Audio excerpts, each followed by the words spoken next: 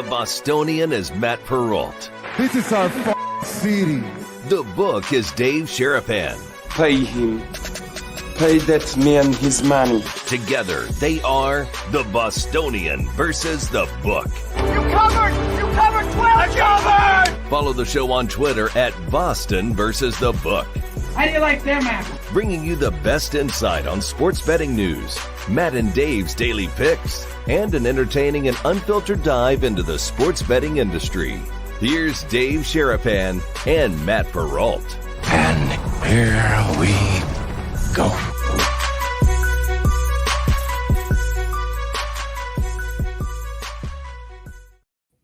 Happy All-Star Tuesday, everybody. What's up? Welcome into another episode of the Bostonian versus the Book. Dave Sharapan, the book, Matt Perrault, the Bostonian. It is it's an interesting week in the sports book and the sports betting world. Dave, How are you on this Tuesday? It is All-Star Tuesday tonight in Seattle. All-Star game today, All-Star break for baseball, no games Wednesday, Thursday. A lot of people take vacation this week. A lot of people go away from the content. What do? We do more shows. We do more things. We don't take a break. We go, work out, talk on the phone, make arrangements, pick people up at the airport, and report for duty right here on BVB every single day. So before we go into anything, I just want to say one little quick thing because my family is dealing with literally a crisis. Crap. So some of you saw when I went to Western Massachusetts, I went out and saw my brother and his wife and their two kids. They run a farm in Western Mass called Mountain View Farm. It's on the base of Mount Tom. We have a lot of people who are watching on the East Coast. You probably are familiar, at least you've heard of Mount Tom. It's the biggest mountain, if you want to call it that, in Western Massachusetts. Well, when I was there, it was raining, and I was talking to my brother. It had been raining. I mean, it rained 7 of the 9 days that I was there, and it was ridiculous. It just kept on raining. It's been an unreal spring and summer there. Well, my brother is in Western Mass, and the Connecticut River runs down from Vermont. Well, if it rains a lot in Vermont, it comes down the mountains and it goes down to, as gravity goes, water finds its level. Down the river. Yeah. Vermont is currently in a state of emergency because of the floodwaters they have not seen in the better part of 100 years coming through the state of Vermont. Vermont has to open its dams to alleviate some of the pressure.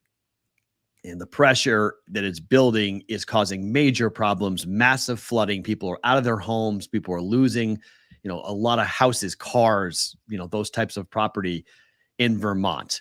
So the river was opened up, and unfortunately for my brother's farm, he operates 4 different plots of land. 2 of the 4 are by the river.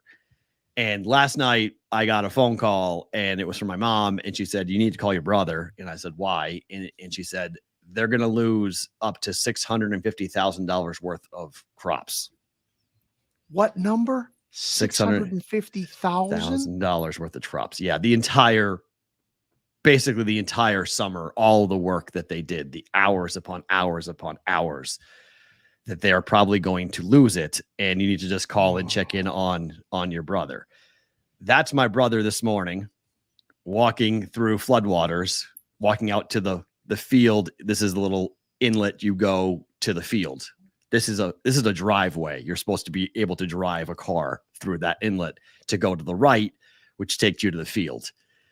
It's so up to his. You drove on that road last week? I did not. This is not the main. This is not the pictures you saw up by the share room by the house that they have built. Right. This is not that. This is the fields they actually farm. Okay. To get everything, Okay. all of the the cabbage and the cucumbers and the carrots, everything that they build that For they the make. record, the picture is stunning.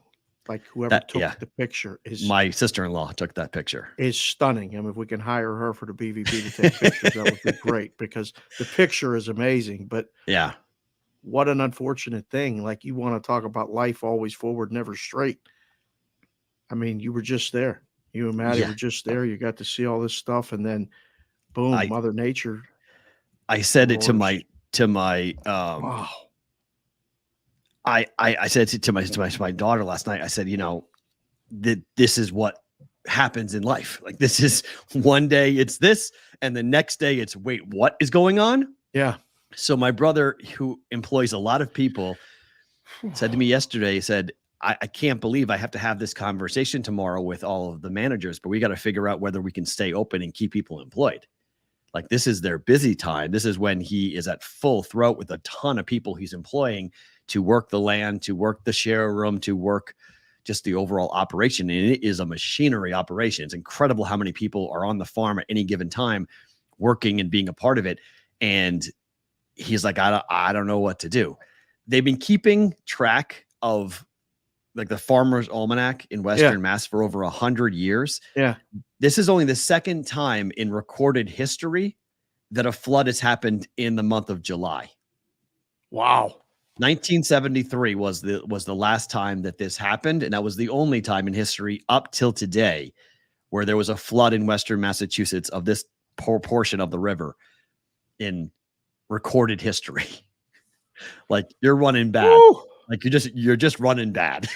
There's no other way around this. I mean, yeah, there's no explanation. There's no answer. It's, what do we do? And that's my brother's attitude. It's amazing. He's not angry about it. He's like, he's trying to do kind of what we do. He's like, okay, how do I make this into a positive? How do I figure this out? Because it's not about this year, because he signs contracts with everybody who buys a CSA. You essentially buying, a CSA stands for Community Supported Agriculture. When you buy a share into the farm, on the contract, it states you assume risk of catastrophe. Like, if Mother Nature comes in and destroys this, we can't do anything about it. Right. He said it's not about this year's crop. And I'm not a farmer, so I don't know these things, but you guys in the Midwest who farm, this. It's not this year's crop they're worried about. That's gone. It's the future. What does the land look like when the flood is gone? Right. When the waters recede? What's in the land, what's in the soil, what's in the ground that could cause problems in the future that shouldn't be there? Bacteria, types of, fungus, types of things that aren't supposed to be in the land, in the soil, are now in the soil. Right. Does it make it unfarmable for a year or more? Right. So that's what he's worried about. He's not worried about this year. He said, I'm not worried about this year. This year we're good. We're covered because of but next year, can we produce the same level of crop that we are going to be expected to produce? And this is stuff that's this is not what I do. The guy was like, whoa, man, this is some real pressure that they are under. And my sister-in-law has been a mess. And so just wanted to say at the top that my brother, who is obviously incredibly important to me, his family is incredibly important to me. I just spent a ton of time on the farm with them, to see what they're going through. Is just breaks my heart. Just really, really sucks. And it's a metaphor for a lot of things in life that we've been talking about how quick things can change. If there is, I asked him, I said, can I start a GoFundMe for you guys? And he goes, I don't need that yet. He's like, I'll let you know where we are. He's like, I don't think that's going to be necessary. Right. He's like, it's bigger picture problems than like immediate, like, he doesn't need an influx of money right now. That's not the problem.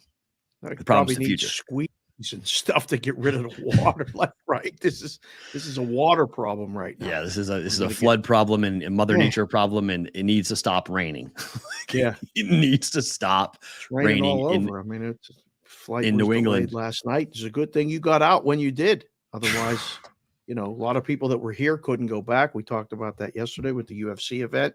And everybody that was here for the weekend, they're probably just going to get back today. Maybe tomorrow. It's nuts. So. Yeah, we'll be thinking of him. Hopefully they get that taken care of. I'm hoping we see some level of reprieve, or like there is one, I guess, farmland. There's one plot of land that's not underwater currently, and they're hoping that stays dry. So that would keep them. They're hoping that's good. So that would be good. One of the three, there's 4 plots of land, one of which is like a you pick 'em thing where you come pick flowers, and it's not like a farm. Oh, yeah.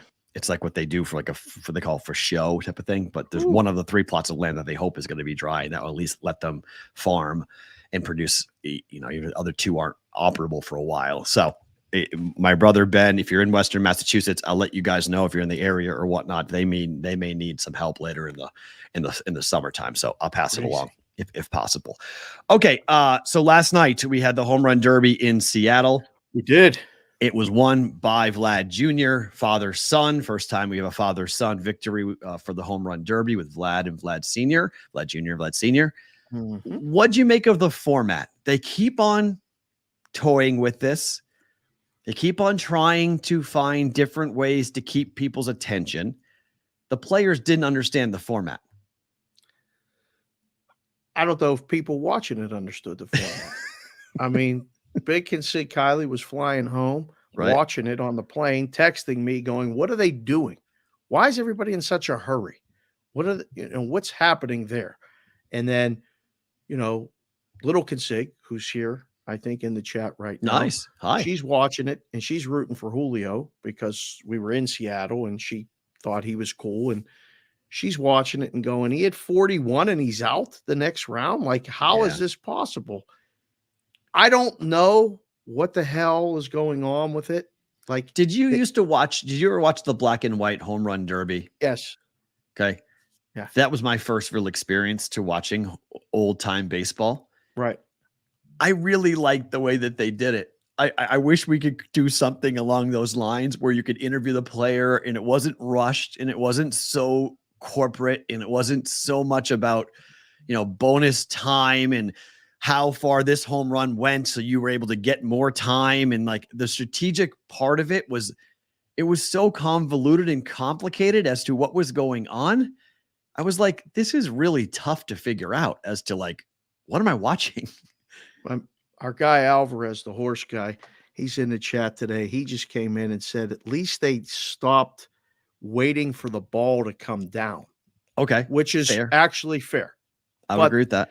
The problem with that is that, did you see that kid catch the laser off of his face? Dome shot.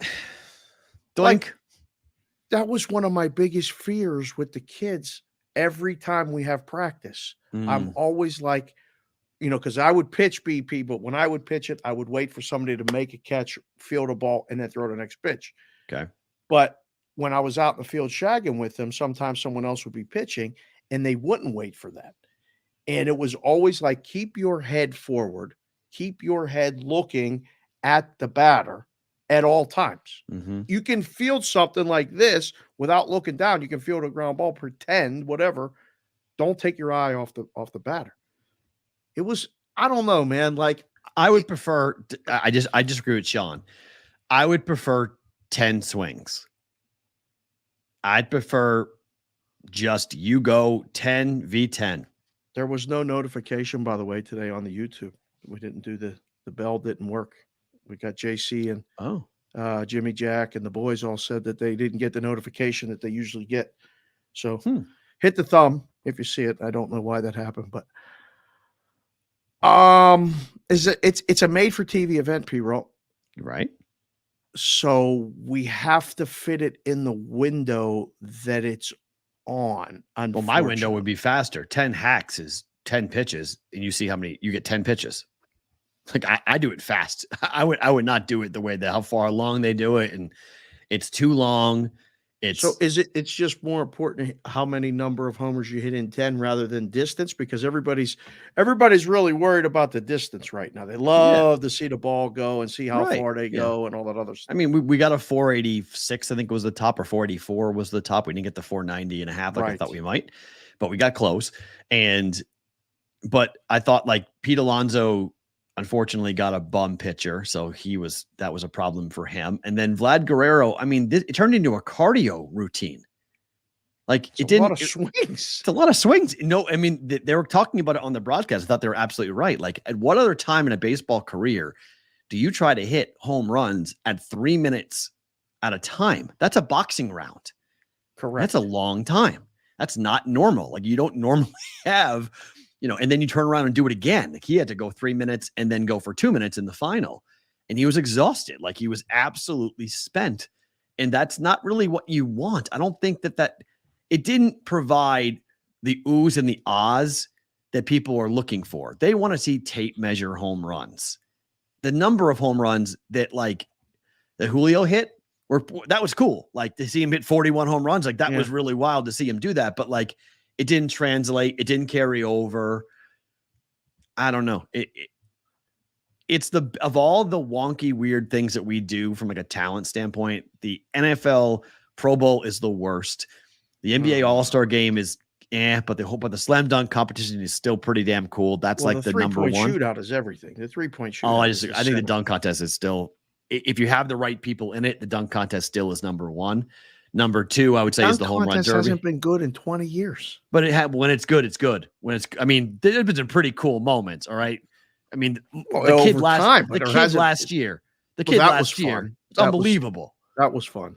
Yeah. He stole the show. When you have those opportunities, you can elevate that event to the best that we have. Then the home run derby is number 2 to me. 3-point shootout's number 3 in terms of the pecking order of what things we do. Hockey is still trying to figure it out. I think it's cool to see 100-mile-per-hour slap shot, but it's the skill competition for hockey used to be awesome, and they've tweaked it. And now they've done too much with other stuff. But the fastest skater thing is cool. The hardest shot is cool. The breakaway thing is cool. Yeah. And sometimes the skill shot, shooting the puck at the targets, is cool. But when they did it here, skill shot's cool. Yeah. What's that? Skill shot's cool. I like the target shot. Yeah, that stuff's great. Like, they could do that with baseball. They could do that more. Did you have an outfielder throwing contest would be awesome. Did you see what they do in Japan? They do a bunting contest. No, it's unbelievable. They put targets on the infield. Yeah. So they put 3, it's like curling. Yeah. No, it has different points. Yeah. It's like 10 points, 20 points, 30 points. Yeah. And there's different bullseyes to go ahead and you try to bunt. Right. And I was like, that's really cool. I would love to see that. In practice. We did that in practice with all of our bunters and stuff. We set 3 balls and nice. Third base side, middle, and first base side, closest to the ball, 1, and set up a circle. There's a lot of good things that they can do. I just feel like it's so made for TV and rushed. You called it corporate. Yeah. It's what it is. It's really corporate. There's so many different sponsors and things you got to take care of, and people you need to make sure you're mentioning, and interviews, and got to drink the Gatorade, and got to get the towel sponsor. And how about how they count? I don't like now, like the split screen. They're throwing the next pitch before the other one even lands. Okay. I'm okay with that. Yeah. I don't know. Like, they're 3 homers behind. I'm watching it and it says he's got 27, 28. Like, it's just counting, and I don't know they're going over. So, because Kylie and I were at it last year at Dodger Stadium, and we swear, she's like, they missed 2 home runs. She's still mad that Julio Rodriguez did not win last year, because she's like, they counted wrong. And then we went and watched the broadcast later, and I think she's right. So they made those changes this year to try to correct. They saw some mistakes last year. They've tried to correct that. So she's probably right that they did miss it, and they've tried to correct it and tried to. The made for TV and live entertainment in person fight is significant, because they want to make it. Yep. Because they want to make it as fun as possible for people in Seattle, because they want the buzz the next morning. I was at the home run derby. It was so cool. The place was electric. I brought my glove. I got a souvenir. Like, they want that word of mouth type of stuff to take over, because the city's paying a lot of money, and it's somewhat of an inconvenience for the market to have this many people come into your place, into your town. But TV also needs to make sure that everybody at home, because it's an event for the audience at home, not the audience in the building. There's nothing else going on. They get a big crowd. They get a big audience to watch it. Yeah, and they are aware of that, and so they got to make sure that the sponsors are happy. They got to make sure that the ratings are up, so people are buying advertising during it, and then for ESPN and for the cable providers that pay for ESPN, they've got to make sure that they've got their local ads in there, and there's just a lot of things that go into that event that make it hard to enjoy the experience. It takes away from the viewing experience. It doesn't make it something you're like, okay. Like, if I stopped watching it, I'll be honest. I watched the first 4 matchups, was pretty confident I was going to lose my bet, and I watched the Pacer game. And then once that game got totally out of hand, I went and did errands. I went out. Right. I was like, I'm good. I'm going 1-1 today. I'm good. I'm going out. And I didn't even see the final. I didn't even see Vlad win it, because I was after I got first those four matchups. I was like, all right, now I'm bored. What else is on? See, that's the problem. I think even when you're excited to see it and watch it, a lot of the same, it goes too long a little bit, right? Mm-hmm. It just kind of like the kids say, it's a little bit extra.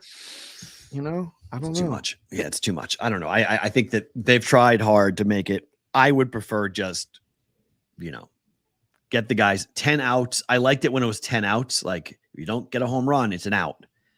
And you stand up there for as long as you want. But when you swing and the ball doesn't leave the park, it's an out. And you get 10 of those and you're done. I like that. Some of the most iconic moments came from this thing when there was none of that. Like, I'm wearing a hat backwards because it's in Seattle, and Ken Griffey Jr. Are we allowed to wear hats on backwards? Are we allowed to do that? I don't know. We're allowed to do whatever we want on here, aren't we? I thought we were. I don't know. I guess so. I wear this hat backwards. I actually don't wear this hat forwards. I wear this hat backwards. There you go. I wear trucker hats backwards. That's how. That's I fine. wear it. So you can do that too. You can do whatever you want. It's our show. BVB is our show. Right. But like he hit the warehouse at Camden Yards. Right. I remember that. And that was 465. And that was a big deal. And then in 1994. Oh, 4, yeah. That was in 93 with Griffey in Baltimore. Then it was 94. It was in Pittsburgh at Three River Stadium. Nice. And I couldn't go to the home run derby because I had to work. And I'm still mad about it. But Frank Thomas hit a ball 525 feet to a place in Three River Stadium that nobody hit a ball. And I saw it last night. He hit it. Everybody gasped and went nuts. It wasn't even close to being sold out. And wow, he stepped out of the box and everybody cheered. It was like, we just saw something that we ain't ever seen. That was really cool, Frank. And he took back the moment. There was no rush.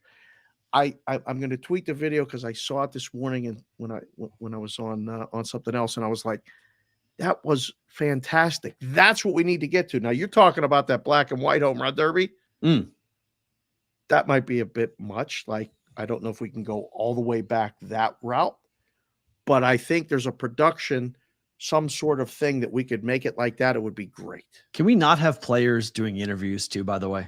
What an awful idea that was. What do you mean?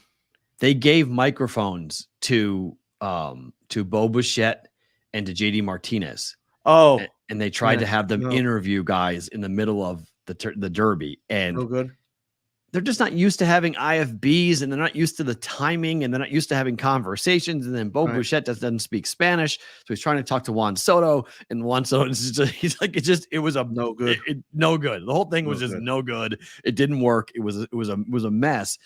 I mean, I'll always remember in '99, McGuire doing what he did to Fenway Park. Oh, and he another just one sent completely iconic. Yeah, right? I mean, that to me, that's the home run derby that I remember the most is '99. Now it's at Fenway because I'm from Boston, but also because of what McGuire did and how many home runs he sent over the Green Monster. It was just stupid. He broke like 10 windshields. What is that? Lansdowne Street. Yep. Catching balls, looking out for missiles dropping. You don't see it hit. You're just looking up. What? That's a scary thing. Oh yeah, because it's close. It's not hard. I mean, it's it's not far. It's what 320 and then up. So if you go over that thing, I mean, the Coke bottles are gone now, but you can smack them off the Coke bottles, which were iconic for a while. And then they built the Monster seats weren't there. People, you young kids, there was a time when Fenway Park did not have seats on the Monster. And so the balls just flew. It just went out of the park left and right. So that, and then Ted Williams during the All-Star game, Ted Williams coming out and talking what a moment that to was. Nomar and talking about the bat and what it smells like for a wood bat when there's a foul ball that comes off of it and the smell. Those guys' bats that they were using with the paint and the paint jobs and all this other stuff. I couldn't believe it. Those were wooden bats, but you might have been right about some of those balls. Some of those balls look like Titleist Super Balls. Like, I mean, Baladas, bing, just zooming out there. It was weird too because the ball came off the bat really hot. Came off the bat like some of those were 110 miles per hour, like unbelievable exit velo. Yeah, and then it died. So you get why baseball did it because once it hit the air, it just didn't fly. It just didn't have the carry in that ballpark, in particular the left, because you heard. Because you heard the reaction from like Perez and the guys like, oh my gosh, it came off the bat so hard. They thought the ball was going to fly. And then it never really did. It just didn't get the same carry as what you would have expected at other ballparks. So and like we talked about, I mean, T-Mobile was the 6th fewest home runs hit in that ballpark going in. All the numbers pointed to bet the under. I bet the over because I didn't trust baseball. Baseball tried. They just didn't get it to 491. They got it to 484 or 485. I think that was the Guys the got tired furthest. too. Like, I mean, you know, That too. They got exhausted. That's too much. It's what too do you much. think of this? No head-to-heads anymore. I agree. Everybody gets a first session. Fair. The guys that hit the most, the 4 guys, top guys, then move on. Like, and then we get a second round and we get a final. Like, I like it. I don't want the head-to-head anymore because I mean, I agree. I don't know. It scrolled by already, but somebody said they were still mad at Mookie because Mookie didn't really. We're mad about Mookie. Never should have been in the thing. Him being in it was a bad decision. Well, Not a home run hitter. In the It's home run derby. I know, but he's a 5-tool player. He did it because his wife told him to do it. Like, it wasn't for anybody else. It was a bad decision to put him in there. That didn't work. That didn't work. That was a miss. That was a complete and total whiff, in my opinion, by Major League Baseball to go ahead and do that. All right, our friend Mike Blewett from Sports Grid is in the green room. He? Yeah, he's here. We want to bring him on. Oh, yeah, we got to bring Blewett in. I mean, We don't want to have him hanging out and waiting. look at Good this morning. guy. Good morning, sir. How are you guys? We are wonderful. How are you? I'm doing great. Happy summer. Happy 4th of July belated. And I did watch the Derby. I agree with some of your thoughts. No bracket. Let's get rid of the bracket. Did you enjoy it? Was it fun for you? I feel the same way about the Home Run Derby every year. It's a nice spectacle, but I think the players are having more fun than I am at home. I need 2 things. Somebody put it well on Twitter last night. I need to be able to track where the ball goes and see maybe the kids catching it in the outfield. And the camera angle is whipping around at such a high rate. I don't know what's going on. I don't know which ones are home runs. Everybody's exhausted. I don't know what's happening. And by the end, every year on ESPN, 8 to 10 home run derby. Every year I'm there at 11:05. Like, all right, can we wrap this up? East Coast, baby. We got to go to bed. Let's go. Here we go with the East Coast. Stop. He's not wrong. Nonsense. He's not wrong. Michael, I want to thank you for helping Jessica and Kylie navigate their way around the city. Mike was a big resource. Literally, I called him after, and Perrault understands this. You guys watching the show understand this. Sometimes my wife is a little headstrong and knows everything, but has never been to New York City and thought she knew her way around. So I called Mike on the phone, conference called her with Jessica and said, get her to the Staten Island Ferry, please. So thank you for that. Yeah. You got a big birthday coming up, Mike. Yeah, absolutely. My daughter turns 8 in 2 days. We took her to 7-Eleven today for the first mini gift for a free Slurpee. So excited about that. Big day. So my daughter turns 9 in 19 days. Is this a birthday thing or is it a today thing? Today is Slurpee day. You get a free Slurpee. Today is Slurpee day. You get 7-Eleven. For 7-Eleven, you get going free after the show, small people. Slurpee. You just walk in and say, I want a free Slurpee, and they give it to you? Yeah. I was going to get one and buy 2. Right. For my son. And, maybe the big guy gets a little Slurpee. Yeah. But they're like, no, they're all free. So here's 3 free Slurpees. So I was like, all right. Whoa. Thanks. Slurpee. Oh, because it's Pretty 7-Eleven. good. Shout out to 7-Eleven. Because it's July 11th. Okay. Duh. That's right. Okay. So I think Matt would concur with me here. I'm going to give everybody a little tip, a little summer traveling tip. Yeah. If you're coming out to the East Coast. Yes. Yeah. Matt's a Bostonian native. I lived in Boston for many years. Yes. I'm a New York guy now and grew up as such. Come on to the cities. Come over to the East Coast. We love having you here. But here's a couple of things. It's really hot. You're going to wait in a lot of lines. So that's number 1. Number 2, I implore you, do not drive here. Do not drive in the cities. We do not want you to drive. The cities do not want you to drive. You might get towed. You will probably get a ticket, and you will definitely get lost. So please do not drive here. Because Just park the car. Streets make no sense. Right. Boston streets make no sense. Zero. New York's make a little bit more, but they're Depending far on- more crowded, and it's depending more how difficult low- to drive. Yeah, Right. it's about how low in the That's island right. you go. Exactly right. The further down the island you go, the more complicated. Which is exactly where Dave's wife and daughter drove to. The most confusing part of the entire city. The part of the city that was inhabited first. Yes. 300 years ago. Yes. The streets are circular. They make no sense. I'm surprised they didn't get towed just driving down the street because they were violating so many traffic laws. There are streets, people, you don't know this in New York. There are streets in that part of Manhattan that literally are 2 blocks. Correct. It's a street that's 2 blocks. It's like a hop, skip, and a jump, and it's a street. So your GPS has no idea what's going on. Correct. Completely clueless. That's your summer tip. Come on in, but leave the car. Yeah, I like that. I would concur with that. And also, I think your point about lines and patience needs to be there, because people who live in Boston or live in New York or live in Philadelphia, they have places. Patient people. Yeah, they have places where they want to go. Correct. Yeah. So you have to understand something, that you're now in the way, and your vacation does not matter to them. They want to get you out of the way as fast as possible. So you have to understand the impatience of the Northeastern person and just roll with it. Like, correct. Just got to suck it up and deal with it. And you can look through your guidebooks or you look online, like, what are some fun, free things to do in New York? Let me tell you something, folks. What? If it's free, it sounds too good to be true. It's because it is. I was gonna say, like, It's what too is good to be free? true. What is He free took to the do in New glasses York? off. I'm putting the glasses off. When Mike takes the glasses off, things get very serious. I put the listening glasses on when there's an important message to be said. You're Mike, just going to wait in line all day, and it's 95 degrees out. So don't do it. Right. Don't do it. No, don't do So, it. anyway, It's a bad idea. it's my summer traveling tips to the Northeast. Let's get to a quick betting item while we can.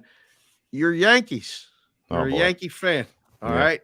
Jessica and Kylie went to Yankee Stadium on Saturday. They got to see the Yankees play the Cubs. They Nice came going to a back with funeral. This for me. They said Going "Get to this, funerals, it's fun to go to a funeral sometimes, you know. Michael, are the Yankees dead? I mean, seriously, are they done? Because the pitching, okay. The hitting, caca. No And bueno. Judge, No juice. no toe, no nothing. What's No going juice. on? It's done. Bad. Yeah, look, I feel the same way about the Yankees. Without Judge are obviously not that impressive of a team. They have some talent and they can get by. They can squeak into a wild card, but nobody's threatened by them. I sort of felt the same way the last few years about the Yankees. They could rack up, and maybe not this year because Judge is out for an extended period of time, but you can get to their 90-win threshold or wherever, and are they really any more threatening in 2023 than they were in 2022 or 2021? Fair. The last time the Yankees were really threatening, unfortunately, to me, was the 2018, when the 2018 Red Sox were so good and they were just a step above. Those 2017, 2018, 2019 Yankees teams are more threatening than this version of it. I just feel like year over year, the Brian Cashman is happy to make the playoffs and play to the randomness of the MLB playoffs, but that isn't really good enough. I think you have to make some additional changes to the roster in order for them to be a threatening team, and Mike, they're just not that right now. They just hired Sean Casey. Isn't that a big change? They could change the hitting coach. I've had this We can debate fix with everything. I've had this debate in the past, and this is no disrespect to the people that have the job, but is there a more ceremonial coaching position in all of professional sports than the hitting coach? Bench coach, maybe. Bench coach. Yeah, but the hitting coach, like, really, what kind of impact does he have on the entire team? I think he can fix certain things with some guys. Good personality to have in the clubhouse, but to think changing a hitting coach has any real impact, I just don't see it. I mean, wish Sean Casey well. He's the mayor. I hope he has a great time here in New York. Yeah. For the brief stay you'll have. Right. Let's talk a little college sports, because last time we saw you, at least last time I saw you here in town, you were in town for the college basketball world. You run in those circles. You know a lot of things about what happens in the college ranks. How can you explain to the layman what happened with Northwestern, where they did a full investigation into Pat Fitzgerald? They suspended him for 2 weeks. The student newspaper then goes and talks to players and former players, some on the record, some off the record, and they say, no, wait a minute, this is not even close to being true. He knew, the coach knew, he was in on it. He was aware of everything going on, and these changes aren't going to really matter at all. And now Pat Fitzgerald is out of work. He loses his job at Northwestern. how does that work? If I'm on the outside looking in, going like, how did that happen, and how was that allowed to happen? Good question. I think this is not a blanket answer for every school. I think you have to consider the university that's involved, although I do understand the dynamic between this coach and this school is unique in modern day athletics. He played there. He was a legend there. The guy was only a few years older than me, and I remember his playing days well. He was a dominant player, and it was a cool thing that he got to at least have some successful seasons as the Northwestern head coach. The fact that this investigation went on for 6 months, and at the conclusion of it, there was a stop and start with the university president, who is fairly new to the job as well, I think belies that there's a deeper problem regarding Northwestern. The previous athletic director at Northwestern to the one that they have now was in the job for under 2 weeks. The reason he was in the job for under 2 weeks is because the previous athletic director that he replaced had retired and moved, or was Jim Phillips, and had moved on to become commissioner of the ACC.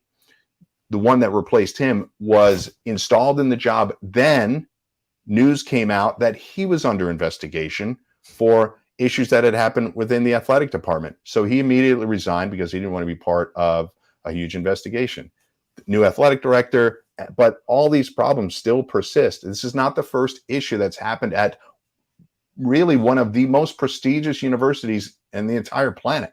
Right. Yes, they have a Division I athletic program, but this is amongst the top universities in the entire freaking world. And for them to do a 6 months investigation and him to jump out with a 2-week suspension that's not even in season really misses the point, especially when I read one article, the student newspaper article, and was like, anybody is fired here. Anyone would be fired.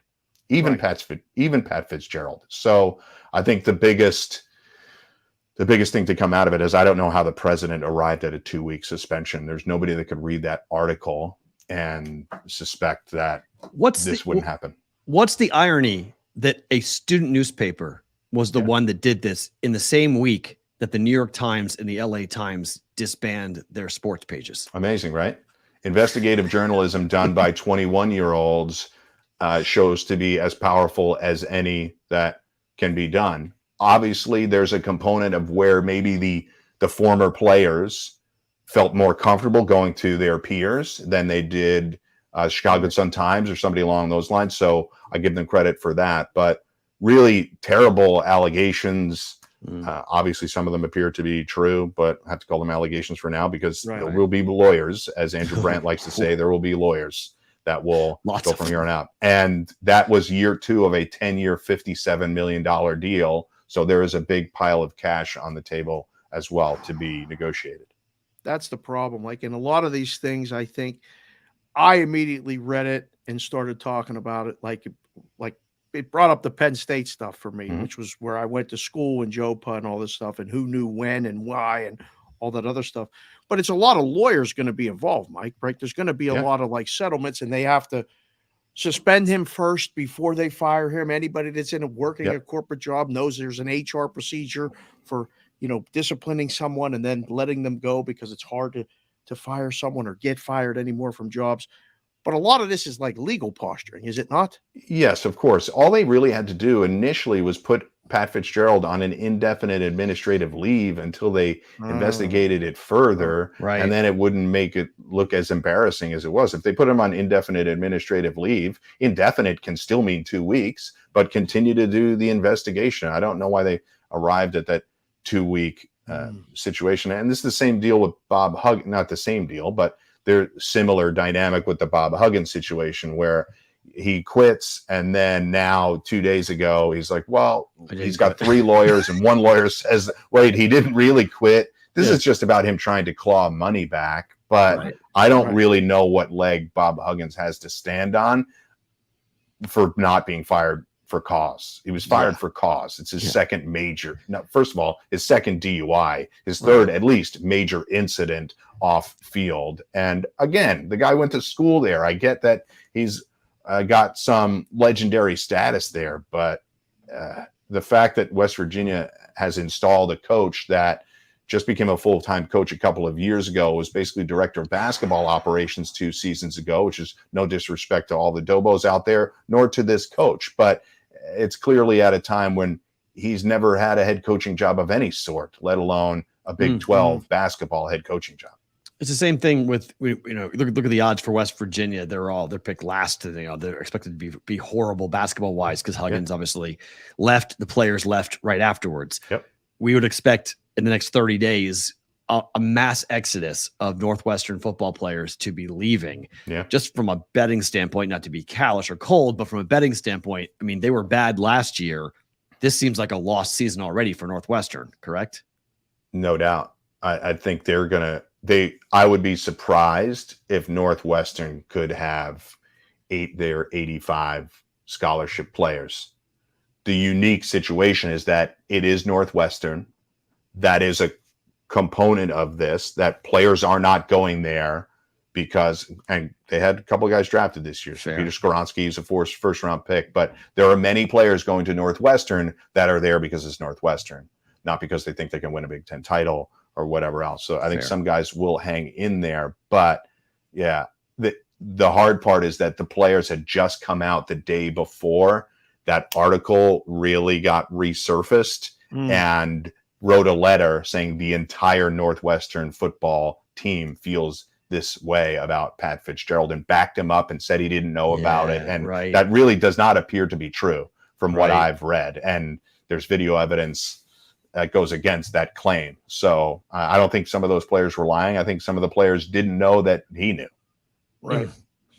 Have you taken a look at any college, because you did such a good job with the NFL draft and the draft show and all that other stuff? Have you like, we're breaking down college football at all. Have you taken any looks at any college football stuff? I would say some. Yes, but this is my deep NFL getting ready for win totals and everything else season right now, even doing some early fantasy football drafts, but I'll be doing college stuff as well as we get closer to the season. But I'm happy to throw out some general observations. Well, I only asked because my alma mater being terrible again. Sure. Well, no, we're not even going to mention Boston College. No, I mean, look, I even got the shirt on today. Look at you. Look at you. That looks great. My dad's a BC alum too. That sounds like a great guy. Unbelievable. No, I was going to say Perrault's all over Michigan to win the national title, win the Big Ten, and all that other stuff. I don't even want to get into a lot of guys coming back. So look, they were in the mix last year. I don't see a reason why they would fall back. They're returning some really key players relative to the other teams in the Big Ten. I just think there's question marks everywhere. I mean, I did a deep dive last night on Alabama's quarterback situation. It's ridiculous. I mean, they've got a kid who can't throw, who's a runner, not a quarterback. And then they have 3 players, 2 of which are a freshman. One's a kid that was there last year, but wasn't ready to play at all. And that's why the running quarterback played when Young got hurt. I mean, that's Alabama. Now they've got 5 and 4-star kids, but they have no experience. That's the story I feel like all over the country when it comes to quarterbacks, given the class that just left. There's big question marks right now as to who the best team in the country is. Is it not? Yeah, of course. And you have at some of the major programs we're coming back with new quarterbacks. Obviously, Ohio State has had a lot of success. They have tons of talent on offense, but it's going to be a new quarterback situation. I know our Penn State guy is going to be waving his Nittany Lion flag, but I don't know that we wouldn't say that top to bottom that their roster is more talented than the other 2 Big Ten teams we mentioned. They have to take their swings when they can get it. Clemson is Florida State. Is Florida State improved enough to knock Clemson off the pedestal in the Atlantic Division in the ACC? I don't know, but they're making strides. They're making more strides than I thought. I thought Mike Norvell was going to be a washout. Certainly the beginning of his tenure was not great, but he's improved to the point where I think people are liking Florida State moving up. A lot of people think a playoff run is in the cards for Florida State. I'm serious. They believe they're the best team in the ACC. Look at the odds. Please calm down. All right. Well, I'm just telling you what the projections are. People are talking about a lot of stuff. Do you know what else they're talking about in the chat right now, Mike? Yeah. Is that towel over your shoulder. They're pretty excited. There's a lot of people that watch the show from the Pittsburgh area that are Steeler fans. I know You've got the jacket. You've got, I mean, you're a Steeler guy. I got some books over here. I got some Steelers books right here. If you see this is what I'm talking about. You're a Steeler guy, Mike. Tell the people how the Steelers are going to do and why they got a shot to win the AFC North, don't they, Mike? They have a shot to win the AFC North, don't they? Well, what's interesting about the AFC North, and I would say the AFC North, NFC South are probably the two. One, because the teams are really not all that good. And one, because all the teams are pretty good, or you could see a world in which they have a very good season, Browns and Steelers. I think people feel good about the Ravens and Bengals more consistently. Right. But I think there's a lot of volatility in those two divisions in particular, where you could see, you could run a lot of simulations and see, I think there's a path here. If Deshaun Watson plays great, the Browns have a talented roster, maybe they come out on top on the division. I'm not saying that that's the most likely outcome. The Steelers, they clawed their way to this record last year, not looking pretty at all, and that really was without TJ Watt for a long stretch of time. Right. I just think that the defense going into last year, people dismissed the Steelers because I don't think they properly evaluated how impactful the defense is and how good that defense can be. Now, Cam Hayward's another year older. Can he still hang in there for an entire slate? TJ Watt is back. I think the Steelers have a shot to sniff around the playoffs, but as has been talked about all offseason, this AFC, the AFC on a whole this year is going to be highly competitive for those last few playoff spots. And no, I wouldn't bet on the Steelers to win the division. I don't think it's likely. But would you bet on the Patriots to make the playoffs? Probably not. I think the Bill O'Brien addition is a huge one. Thank you. I just have real concerns about, and Matt, I think we even talked about this last year. When you go on a spending spree and a free agency spending spree like the Patriots did a couple of years ago, it can help you for that 1 year bump. And then after that, there needs to be some real team building done behind it. And unfortunately, Bill has missed a lot during drafts, and guys that were drafted 3 years ago are no longer on the roster. So I think that is just hurting the team long term. But the spend, in his defense, Matthew Judon was arguably the best player in football defensively. Absolutely. So that was a huge win.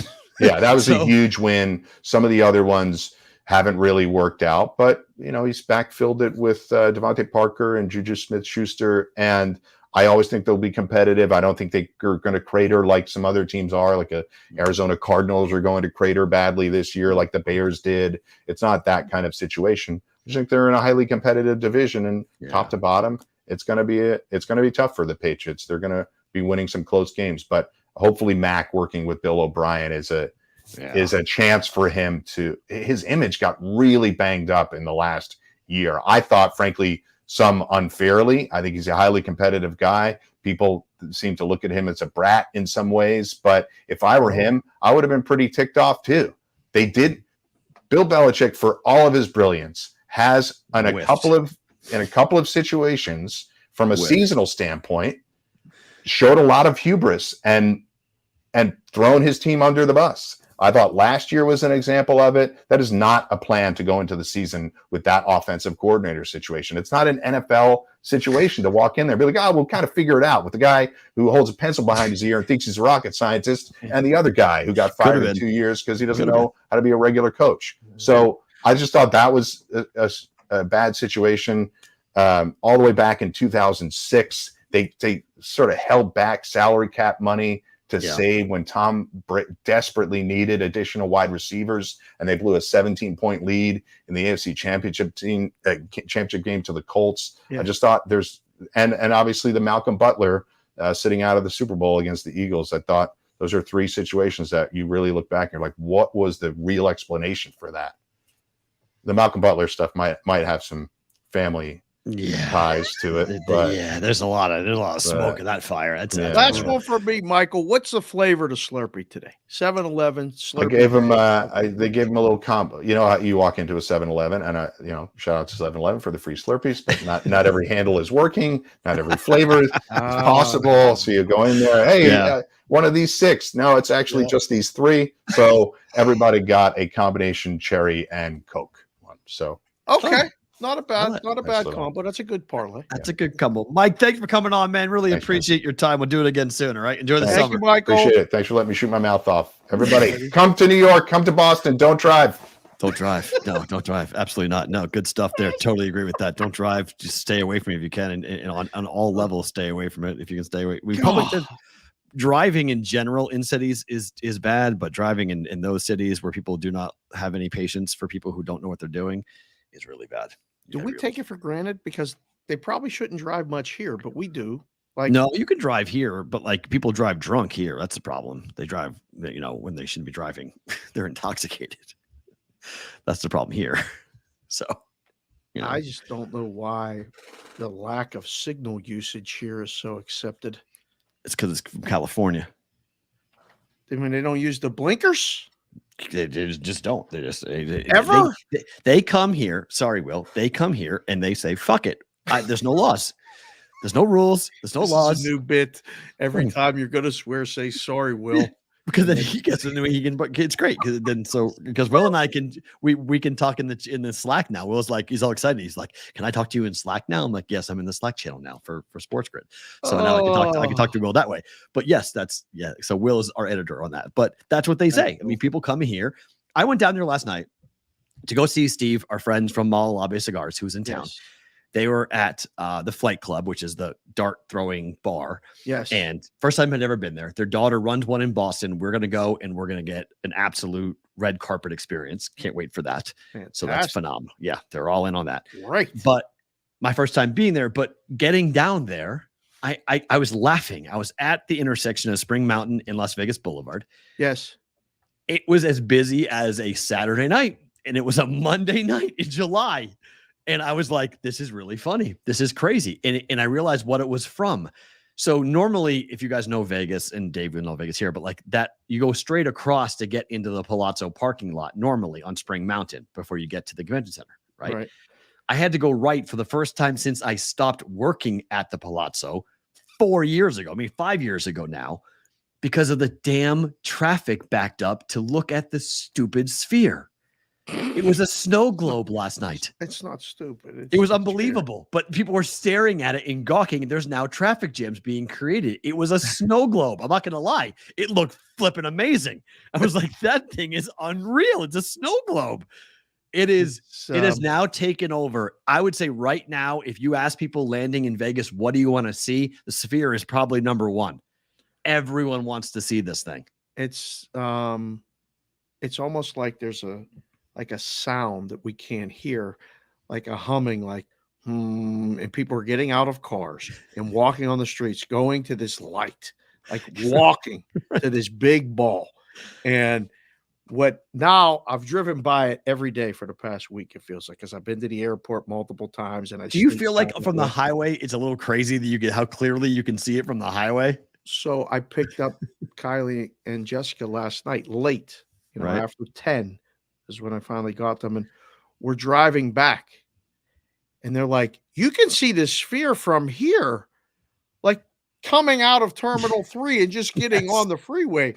You can see it, and you look at it. You're like, and oh." I was like, okay, yes, and it was the snow globe, and then it turns into the moon, like with like the craters, and it. You can see it moving and stuff. It's actually it's fascinating to watch. It is fascinating to watch. But the moon is actually like the least aggressive because it looks cool. Like you just see it, like, oh, it's a moon. When they start doing things in, like they make it look like a portal, or look, it's a snow globe, or it's a basketball, or it's like it's water and it's all movement. That's when it gets to be like, what the hell is that thing? Like the eyeball when it blinks. The eyeball is weird because it goes like this, and then it looks like this, and it looks so wacko. It goes like this and blinks, and you're like, "What am I looking at right now? Stop! Why is it looking at me?" Right? It's like a really wacko acid trip, and you're like, "What am I experiencing?" It's bizarre. I mean, it is right now that this summer. This is the summer of the weird with that thing, and what will they put up next is the question, because right now. Every day it's something new. Like every day it's different. They still do the basketballs, they still do the bouncing basketballs, and they do the big, huge summer league ball. They're still doing those things. But each day they're adding something different that we haven't seen yet. And the traffic is getting bad. I mean, if I'm the police, I'm like, you got to be kidding me. That Koval Spring Mountain intersection already is a mess. And now people are getting out of their cars, they're parking. It's bad down there right now. Have you been behind there? That used to be Paradise going back that way was a sneaky little get out of the traffic on the weekends. Oh yeah. Nice. That was a way to get in and around. It's tore up. It's one lane. It's completely, you can't go that way. I'm that guy that likes to find those different ways. Me too. I told you, if things go bad, I'm just going to be an Uber driver. Like I got the van. I'm going to be Uber XL. I'm going to do 3 rounds a day. But I know all the different ways to get in and out of the casino. You can't do it right now. It's a mess. And then last night I'm driving home and I drive over the highway and I'm going back roads and I look to my left. You text me. 15's a damn parking lot for miles. This is 11:30 at night. This is last night, and I'm like, why is the highway a parking lot? No one's moving. I looked at my app. It was like red all the way down. I was like, if I was sitting in that 11:30 at night, I would be going like trucks, like truck after truck after truck. These guys who are trying to just take stuff and do their job. Yep. Not moving. Stopped. Nope. Oh my gosh. Like, no good. This is going to be like a national news story soon about the level of problems here in Vegas. Like we're running into, I sent you the story. They're already saying about Vegas and saying, be real careful what may happen here in November. It may not go leaving the house. It may not go anywhere near the way that they thought it was going to go. Never leaving the house. I'm not people leaving were pissed in Chicago at the NASCAR race, and locals might be pissed here with the F1. Well, the locals are pissed here anyway about so many things. Like, correct. We got a lot of people, upset about this, upset about that. Lives are definitely being inconvenienced. Travel time is tripled, not doubled, tripled. If you think about coming here, depending on what pocket you're in, down by the strip or whatever. But, right now, don't drive. Right now, if I get my recommendation for coming to Vegas, don't drive. If you can avoid it, don't drive. As minimal driving as possible. You can walk in between a lot of places. We met Big Business yesterday, taking the monorail. There's ways around it. Less driving, better. Expect to spend a little more time getting in between. Normally would be 5 minutes to get from, say, that corner to downtown. To go sign up for a contest, or to go to Westgate, sign up for the contest. It's 5 minutes. It's not 5 minutes right now. It's not. But if you're coming to town, we'll sign you up. Yeah, for sure.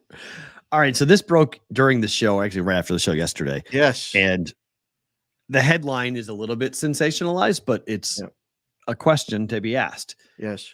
Did somebody really walk into the Great American Ballpark and go to the BetMGM book and try to bet $100,000 on an Alabama LSU baseball game? Yeah. Did that happen, in your opinion? Well, I mean, he might have done it at the ballpark with that amount of money. I don't know if he had 100 in the bag, but he was talking. It was supposed to be 10. This 10x'd somehow. I know for a fact that somebody tried to bet 10 dimes on the game. I know for a fact. That's fine. 10,000. I could believe them trying to skirt by 10,000 on a college baseball game. Anybody that's ever bet before in their life, trying to bet $100,000 at a ballpark, that might have been the handle for the entire day at the Great American Ballpark. It was the handle for the entire month. I got a reporter that posted it. Was the handle for the entire month at the ballpark? I thought it was a day. Okay, it's even worse. So it was $98,000. So you just tried to go ahead and bet the entire handle for the month on a college baseball game in the middle of the week. Yeah. And you thought that was going to be just accepted? People will rubber stamp that and be like, yes, sir. Thank you. Can I have another? No. One, he didn't know, because people just, a lot of times, the hubris and ignorance of both of those, both of those words could apply. Okay. You think, I could just do this. He told them he had insider information. According to the story, yes, he did. According to the story, I know. I have inside information. I have inside information. Yikes. Will, I'm sorry. I know shit. So I want to bet 100,000 on the game. Okay, hold on. Time out. I've been in a book at the counter when somebody comes up and tries to do this. Calm down. Okay. The limit is this. Would you like to bet it? Well, no, I want to bet more. Then you have people try to talk you into, oh, you got this big casino here. You won't even take this bet from me. You guys are chicken. You guys are babies, Whatever, and they right. try to shame you into this. You're like, man, go down the street. If they'll give it to you down the street, go down the street and bet it. The limit is this. The price is this. Do you want it or not? And he talked a little too much, and he had the thing zoomed up a little too much. Well, the biggest problem in the story, if it's true, that the guy's font was so big on the text messages, he was using one of those untraceable apps to text the coach of Alabama baseball, is it was so big on the text that the eye in the sky could read it. And they read the coach's name off of his screen. He didn't even need the glasses. Like the surveillance cameras. Having worked in a casino for as long as I did, everything you do except going to the bathroom is on camera. So, like, I've lived my life that way. And then when I come home, Jessica has set up cameras in the house for other reasons to, monitor outside, inside, all this just other to stuff. make sure to catch you when you fall down the stairs. Which she did, actually. She did. That's video evidence of you falling down the stairs. Yes, I fell down the steps. And then to this day, they said I've been accused of doing that on purpose. Like I fell down the steps. Who would fall down the steps on purpose? Like nobody does that. That could hurt. Yeah. Ouch.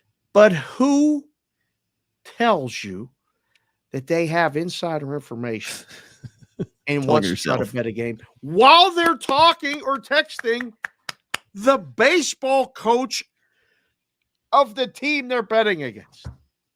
Like the story, none of the story makes any sense, which means it's probably close to true. True, right? That actually happened. You can't make it up. So now it's just the tip of the iceberg in things that may get brought to light, have been going on for decades. Decades. This is stuff is not new. Nobody just decided to do this. But the firing of a coach is new. But the firing of a coach is new. That is new. You have to do something, don't you? Yeah. I mean, they of course. Fire Pat Fitzgerald. They got to fire this guy. It's Bohannon's got to go. I mean, it's he gave information to a gambler, knowing what the gambler was going to do with it. He was probably in on it. What could you possibly say in defense of it, other than I'll turn my stuff in and go? I mean, there's no explanation that is good explanation, right? Well, the problem is he lost a job, or he forfeited a job that was going to pay him $500,000 for a bet on $100K. Like, that's my problem with the whole thing. Like, I don't believe that number just seems to be a little bit far-fetched. 100K just seems to be, he is making $500,000 to be a baseball coach in the SEC. Which is logic would tell you that somebody wouldn't be getting themselves involved for a cut of $100,000. What was his cut? 10%? 20%? I mean, if it's his money, it's all his, and the guy doing the bet is 10%. Fair. Okay, so he's a runner then. Okay, and I get that potential. But if a baseball coach is betting $100,000 on a baseball game and he's betting against his own team, he should have his head examined. Exactly. I mean, that's there's scary. a lot of questions That's to the scary. whole thing. That's what I mean. It's just, I don't buy it. It just doesn't pass the smell test for me. I get the $10,000. $10K I get. Okay. You want to tell me someone tried to bet $10,000 on a midweek baseball game in the SEC? It's a lot of money. It's a dumb bet, but yes, I buy it. I don't buy six figures. Like, I know for a fact, not at that book, but someone showed up in the neighboring state in Indiana. We have a lot of people watching the show in Indiana. Shout out to all of our Indiana people. Right. Somebody showed up at a book in Indiana trying to bet over the limit on a college baseball game. This particular baseball game. And it's mentioned that in the article that it was not just in the state of Ohio that the bets were trying to be placed. It was multiple states, which set off alarm bells, but also it was at Xavier and it was at Cincinnati. So there's investigations going on about what this was like. This was a ring. This wasn't just like one bet or one bettor. This was multiple bettors with this information trying to get down on different college baseball games because the ringleader, if you will, is a former AAU college baseball in the know type of guy. I mean, he obviously was operating like he wouldn't get caught. Right. So it's quote unquote no big deal. Like in their eyes. Like a lot of people are questioning, how could you do this? Just telling a guy about, who's pitching. It's no big deal. Like, I don't know where but the article says he knew what he was doing with the information.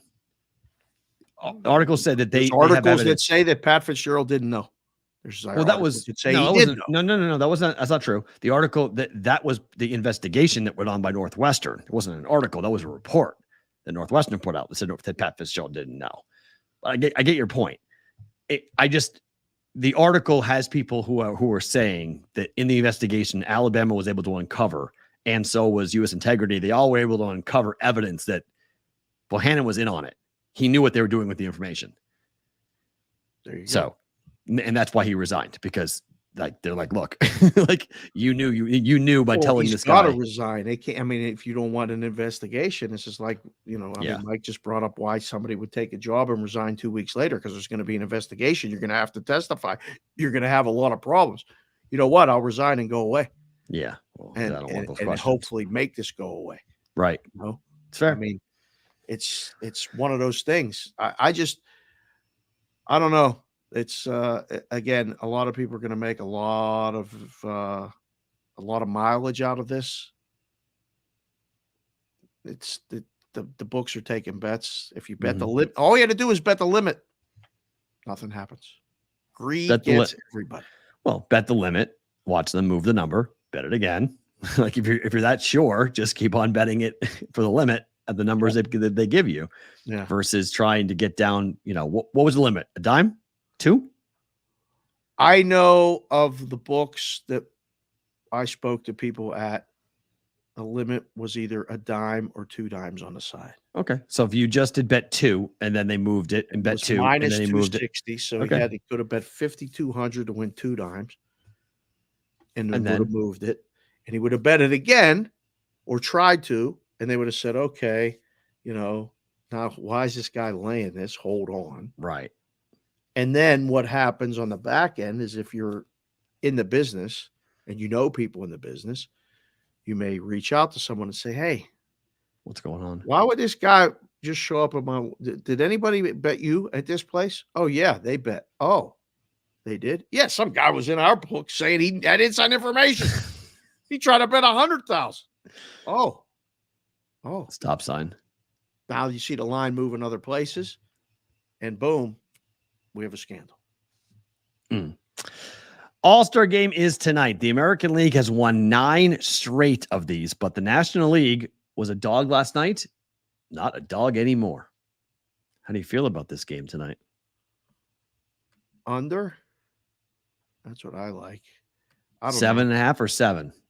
Let me see. Hit refresh. It was 7.5 last night, and now it's 7. Yes, 7. Half 7s, half 7.5s. See, I just agree. I like under 7.5. I like the over. Oh, you do? The number of pitchers not in this game, the number of players not in this game is significant. Okay. Ohtani's not pitching. Trout's not playing. Judge isn't playing. The National League, Strider's not pitching. There are Kershaw's not pitching. Right. There's 4 pitchers in the National League not pitching. There's 2 for the American League who are not pitching. They're on the roster, but they're not pitching. Right. We're not going to see a typical All-Star game, in my opinion. This is not the AAA. There's just, All-Stars are still All-Stars. I'm not knocking the guys who made the roster who are on this team. It's just not the superstars on display as much as we normally are used to seeing. I don't know. Well, a lot of people, it's a break from betting. A lot of people will just take the night off and not bet it. Right. I was asking Gabe and Cam were asking me last night about, what I like on this and that. I said, I like against Alonso because of the pitching change when his coach wasn't pitching. They gave him somebody new. It's a hard thing. I was like, that's all I like. Well, who do you think's going to win? I have no idea.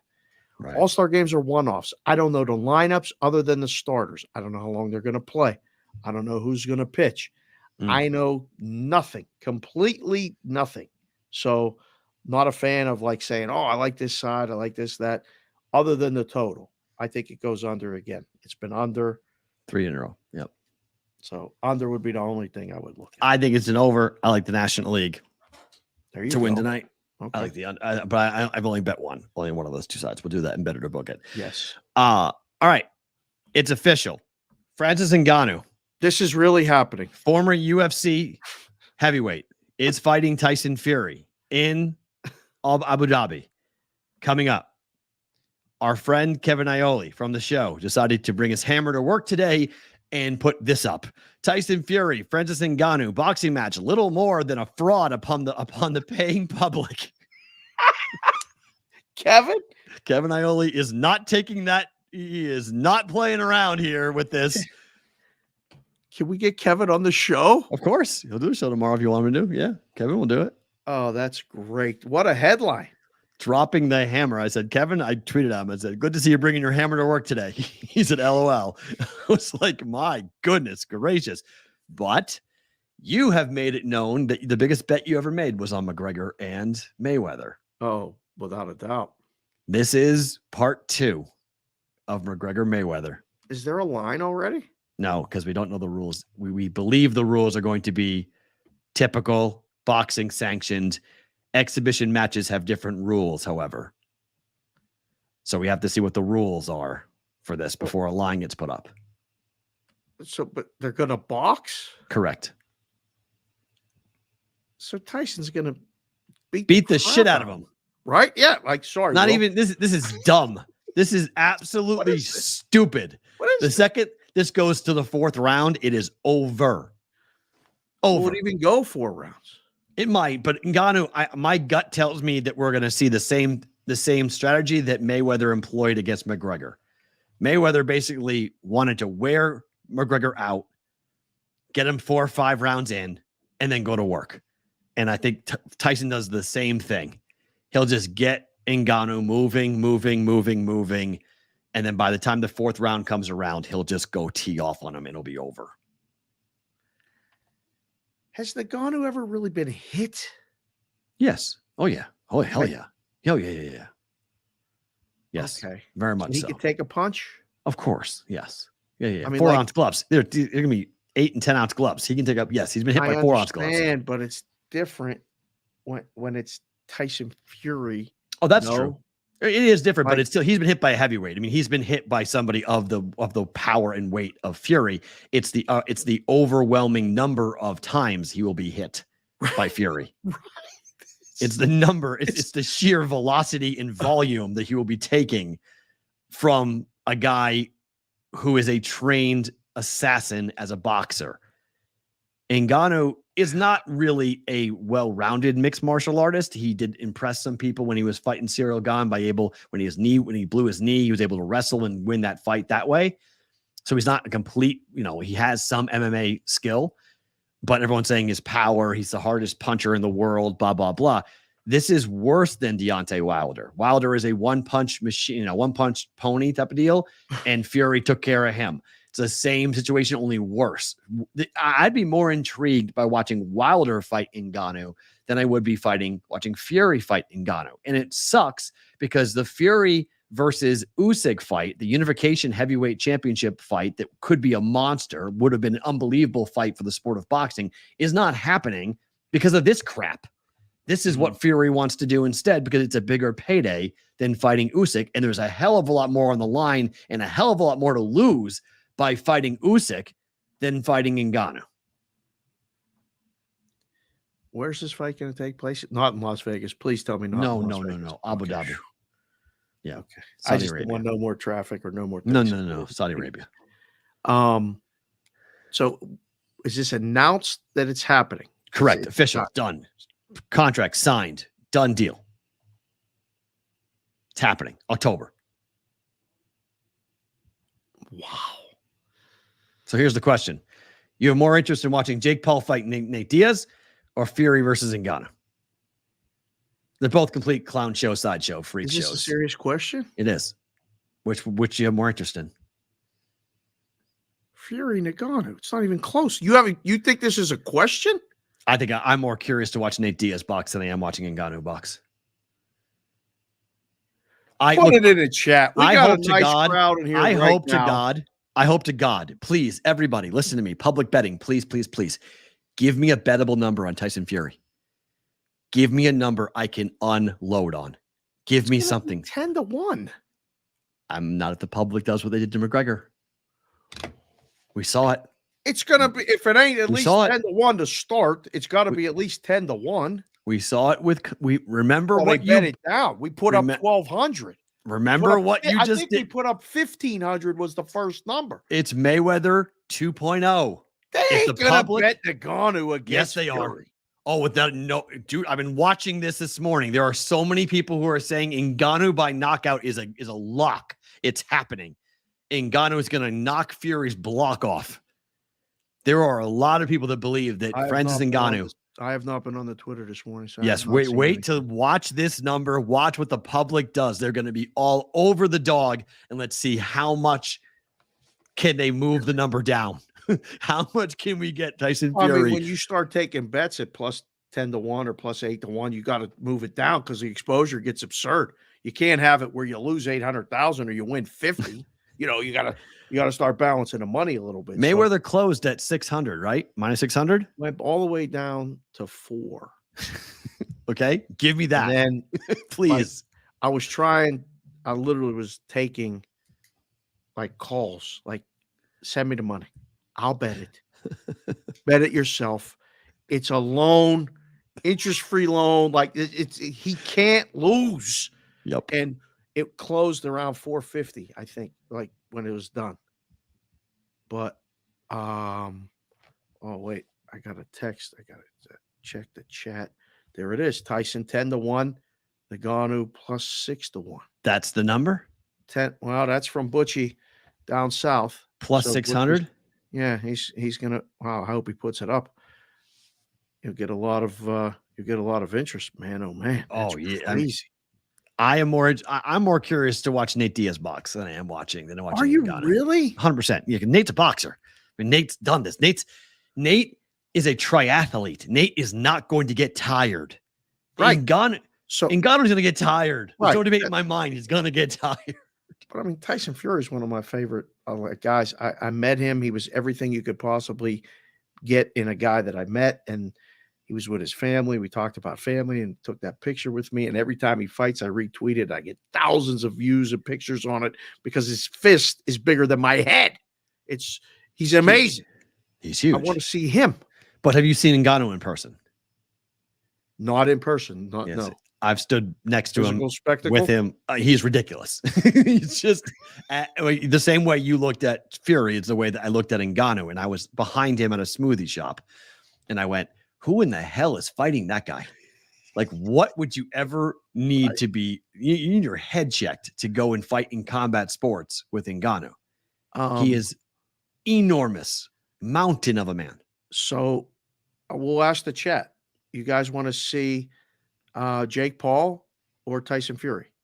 Like just put it in the chat right now. Which fight I don't want to watch Jake Paul fight. I want to watch. I'm watching. Well, I understand, but that's just the names in the chat. So that's the first name, Jake Paul, or just put Jake Paul or Tyson Fury. Okay. Which fight would you rather see?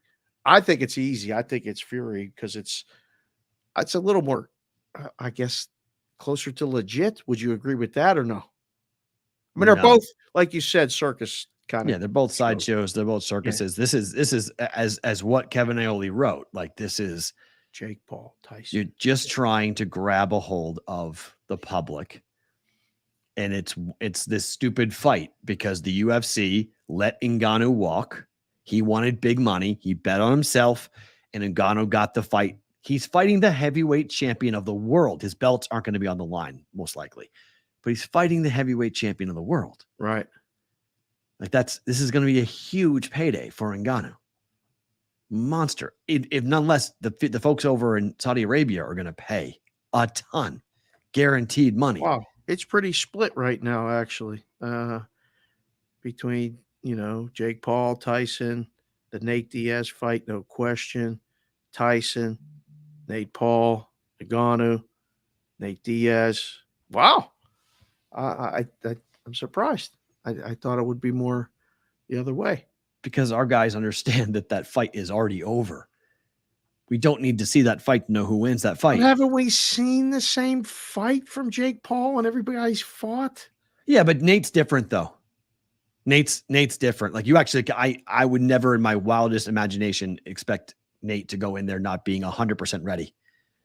Nate will be ready. Nate wants to fight. Nate wants to fight still in the UFC. Nate's got stuff in the tank still. He's not done. So is he going to win? I think so, yeah. I think Jake Paul finally Jake Paul's found minus 305, minus 320. Yeah, I think that fight's more competitive. I think Nate's got, if Nate can, his cardio is stupid. He's got other than if it's on the up and up, right? Because I still don't believe the Anderson Silva fight was on the up and up. Oh, the way that Anderson Silva boxed that fight, that was not. I don't believe that fight was on the up and up. Well, that's no good. Go watch the fight and go watch. There's some motions that Silva does where he comes in with his hands down. It was the dumbest. I don't know what the hell he was doing. Like it was literally like you're trying to lose. Like that's what you're doing. You're trying to lose. Right. So, and I don't believe that. I don't think Nate would do that, but Jake Paul didn't look great in that fight against Anderson Silva. I don't think he really won that fight. He won the last round. It got him the victory, I guess. But I'm more curious to see Nate. I don't care about Jake Paul. If Jake Paul wins, I don't care. I want to see Nate as a boxer, what he looks like. Remember, he could have been the champion of the division. He had Leon Edwards wobbled. He had lost 4 rounds and he cracked him in the 5th round. And Edwards was rolling around and he almost blew the shot to fight Kamaru Usman because of it. Nate's got power in his hands if you're not careful.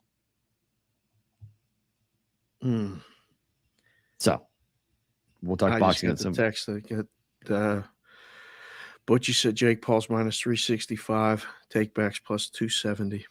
So I guess, wow. Youth? Is that youth? Or is it because I guess I don't know. You're making a very compelling case for Nate Diaz, but I guess like he keeps fighting these guys that are like the kids, the kids say washed. And they are. My gosh, look at the guys he's putting. Anderson Silva. All these guys are, but Nate is an active guy still. Nate wants to be back in the UFC. He wants to fight Conor for that trilogy fight. That would be probably his last fight. Was when he'll fight McGregor in the UFC. Wait a second. Nate will? Nate Diaz versus Conor McGregor will be the last fight for Nate Diaz. Fight again in the UFC. So this thing with Jake Paul's like it's just he said it when he left. He wanted to go make money. He wanted to go box, go experiment. But he said, "I'm coming back. I'm not leaving. I'll come back." He wants that trilogy fight against McGregor. That's a absolute monster fight. Okay. It won't be for a belt. It won't be for anything. They may do the BMF belt for it or something, but there won't be an actual UFC belt on the line. But Nate versus Conor, and I've seen the first 2. Nate versus Conor 3 will happen in Vegas at some point in the next 5 years. Better get us 2 credentials for that. I was at 202. UFC 202 when Nate fought against Nate. McGregor against Diaz was unfreaking believable. It was, of all the UFC fights I've been to, that's the best I've ever seen. The crowd was insane. The John Jones was pretty good. That we went but you didn't have the 2 sides because Diaz has a legit fan base, a large one. Right. And Conor's got an international freak show of a fan base. And in the building, it was split 50-50. Does he still have that? Nate or Conor? Conor. Connor's is bigger now. Is it really? Yeah. It was 82. It was 82 pay-per-views ago. I know. But it was 88 pay-per-views ago. I don't even know what he is now. Conor McGregor. Is he a fighter still? Bad person, what he is. That's what I'm saying. Like, he's not a good person. I still love him, but he's not a good person. Yeah. Yes, his fan base is even larger. He's huge. Conor's still the biggest combat sports star in the world. He's still there. One star just came in and said he bets Diaz Conor happens outside the UFC. They'll promote it themselves. Is that even a possibility? Yes, that's possible. But it would be very difficult to get it sanctioned. It would be an exhibition and the rules will be different and people won't like it. So it needs to be sanctioned. It's got to be a legitimate fight. It can't be an exhibition. People don't realize that there's a lot of differences between exhibition fighting and professional, actual licensed fightings. Yeah. So you want it to be licensed. You want drug testing. You want weigh-ins. You want it to be a real fight. So like the Nevada State Athletic Commission would have to give both guys licenses outside of the UFC. They could. It's just a lot more expensive and the infrastructure is more difficult to get set up. I mean, look at the press conference between Jake Paul and Nate Diaz, the one that they did about a month and a half ago. It was a clown show. They thought they were letting in the public, and they didn't tell anybody that the public could get in. There was nobody there. Jake was like, Nate was like, where is everybody? We told everyone to show up. Where is everyone? They're like, oh, the doors are still closed. It's like, what do you mean the doors are closed? You told the public to show up. Like, who? Because he says, Jake, who the hell's running this thing? Oh God. So it's more complicated than people realize to do an event like that. But yes, Gorov's not wrong. That could happen. You are able to do that. So well, you got to decide between money and rings, right? Like that's what you got to decide in different things like this. We're gonna skip that and put that on tomorrow because we ran long. We blew it.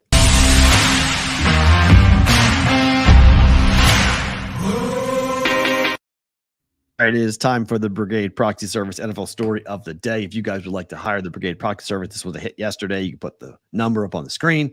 You guys are able to go ahead and text us at 702-570-8255 to schedule your appointment. You guys are coming in. It is getting to the middle of the month, and a lot of people are starting to say, hey, I'll be in town on the 20th. I'll be in town on the 1st. I'll be in town on the 5th. People coming in for all three of the big football contests at the Westgate or at Circa. You guys can schedule that also by email, brigadeproxy@gmail.com. Are we picking the one guy up the same day? Are we doing that? Have we confirmed that one yet? We've not confirmed it, but there is somebody flying in that we're going to pick up. He's going to get himself to the book. We're going to go to the book, sign him up, and we're going to drive him back to the airport. Same day. We might have lunch. That was it. I was like, we'll do whatever we got to do. Whatever time your flight is, we'll get you back to the But we can do that. I mean, that's something that we're capable and able to do here. Yes. So for you got at Brigade Proxy on Twitter, if you guys want to go follow us on that. Is there a better rivalry right now than Bengals versus Chiefs? This is fun. Well, I mean, it's fun. It's there's good rivalries all over, but yes, this is fun. I'll give you credit. I think this is one of those situations where Joe Burrow has basically said, talk to me later about the Chiefs, about where they are. Yeah. He commented essentially, there's a lot of going back and forth. Can Burrow talk? Is that okay in your mind for Burrow to talk without winning a championship? He said, Joe Burrow. Yeah. He said, quote, we'll see them in December. Championship in college. He did, but he said, we'll see him in December. It was his reaction to all the trash talking going back and forth. We've seen it between Jamar Chase and Patrick Mahomes. Mahomes got his ring and was talking trash. He said, the best thing about it is it's all settled on the field. We'll see them in December. I mean, they're not even in the same division, Perrault. So, like, divisional matchups are pretty good. You know, like there's one doesn't involve your Patriots, but like, you know, Pittsburgh and Baltimore is a pretty good rivalry in the NFL. Has been for decades. Yeah. There's probably a couple other ones, but this is good. I hate to say it. Reminds me of Colts, Patriots, and Peyton and Brady and battle for Mahomes supremacy. Like, so who is Brady is Mahomes? Is that what we're saying? I didn't say it. You said it, but I was thinking it. Will, I mean, he's got 2 rings. Fuck, I didn't even want to go there with that. I mean, I don't think Mahomes is Brady, but I get your point. He's got 2 championships. Yes, but he's got 2 championships. Does he not? No, I mean, winning 1 is one thing. Winning 2 puts you into a different category. You win 3, now you're in the conversation of all-time great. Now that changes everything. Yeah, the third one is the real difference. Couple guys have 2. Yep. Right. Yep. Eli Manning has 2. Yep. Ben Roethlisberger has 2. Right. But the list gets shorter to 3, and then really short after that. Right. It's Montana and Brady. Yeah. Chat, put it in there. What's your best rivalry in the NFL if it's not Bengals Chiefs? I'm curious what the chat would say right now on July 11th. There's not a lot of hatred in the league. I mean, it was Patriots, Jets. Jets suck. Patriots aren't good. So, can't believe that. Ravens, Steelers is good, but there's not enough long-term talent in Pittsburgh yet. Like if we get a Lamar versus Pickett type of thing going, I'm in. Like I'm here for it. Let's go. But there's a lot of turnover in Pittsburgh. And it's the quarterbacks though. Like, I mean, it is, but you need that type of like when there's a new quarterback in town, the Steelers have question marks everywhere. The Ravens are playing for championships right now. I don't think Pittsburgh's playing for a championship. They just gave Lamar a ton of money. Like they need to be in the playoffs contending for an AFC championship this season. There's no pressure for that in Pittsburgh to have that happen this year. We got a Lions Packers request. Stop, Bear. Seriously. What are we doing? What are we doing? I mean, I'll say, there are some West Coast rivalries that do get a little bit, forgotten. Even, Chiefs Chargers is nasty. That's a good one. Raiders Broncos is a good one. Listen, Raiders Steelers back in the day growing up in the 70s, like that was, we couldn't stand. That's why my bias towards the Raiders is what it is. It's so deep. It runs so long because the Raiders were just nasty. Players, team, city, everything about it was like, I don't like it. In Pittsburgh, Cleveland, personal was one. But like, who's the Niners rival? Well, right now, nobody. I mean, there was one. It was the Rams, but the Rams aren't there anymore. So, I mean, we'll see what the Rams. The Rams really have a rival, though. I mean, like it's LA. It's like, I know, but the 49ers and the Rams, that was the Garoppolo pick. 49ers and the Seahawks is a little more. It's there. Yeah, but the Seahawks have stung too. So you got to be good for a rivalry really to matter. You got to like, oh boy, there he goes. You got to be good. I mean, look, Patriots Jets when Parcells was there was awesome because the Jets were decent. For what, like 2 years? Yeah, but that's when the Jets are decent, then there's a real rivalry. You got to be good. Like the Patriots Chiefs for a while was really good. We just beat the tar out of them. So, I mean, just, that's how it was. Why do you do it? Why? Well, I'm just saying, like, it was fun, but like, it's fun when you beat them. I hope the Patriots go 4-13 this year. God. How much you want to bet that doesn't happen? I know it's not going to happen. It's not happening. It is not happening. I know it's not, but it'll be fun to watch the Patriots flounder at some point while we're doing the Bostonian versus the book. Not happening. They just don't. They not in Belichick. They will when Belichick leaves. When Belichick Dallas goes. Versus Washington was a good rival. That was a good one. Growing up. I mean, 49ers, Dallas. I mean, my experience is Niners, Dallas. Like that's the 80s, but that's because I'm old. That's NFC. Yeah, that's a good NFC. That's the rivalry. You mean, remember T? T going to the Star. Yes. Okay, all that stuff. And Dion going there too. Right. Both places, right. That's a good one. 80s, 90s. That's what I grew up with. CBW, good call. Dallas, Washington, 30 years ago was it. It was, but Washington, I never really found much to think about with Washington. The old team names. What do you mean? I never the Hogs never did much for me. What? Like it didn't. Like Doug Williams winning it was cool, but like it never really. Joe Gibbs, I never really liked Joe Gibbs all that much. Like Washington didn't do much for me. Like I was more into the Niners, Cowboys. That was much more of my ilk. I watched that. I was very interested in Cowboys and the Niners. Montana, Young, Jerry Rice, Aikman, Emmitt Smith. Much more interested in that. Did you root for the Cowboys in that rivalry? No, I rooted for the 49ers. I liked Montana a lot. Thank goodness. Okay, yeah. I was going to say I would have maybe. I never hated or disliked the Cowboys. It never did anything because the Cowboys. Remember when the Patriots went off, the Cowboys were nothing. They've been nothing. So like they were a speed bump. Like they weren't even a conversation point. So I haven't seen a legitimate dangerous. I don't like Dak. I think Dak's overrated. I think Mike McCarthy is totally over his head. I think Jerry Jones is a massive problem. Like the Cowboys don't matter to me. They're irrelevant.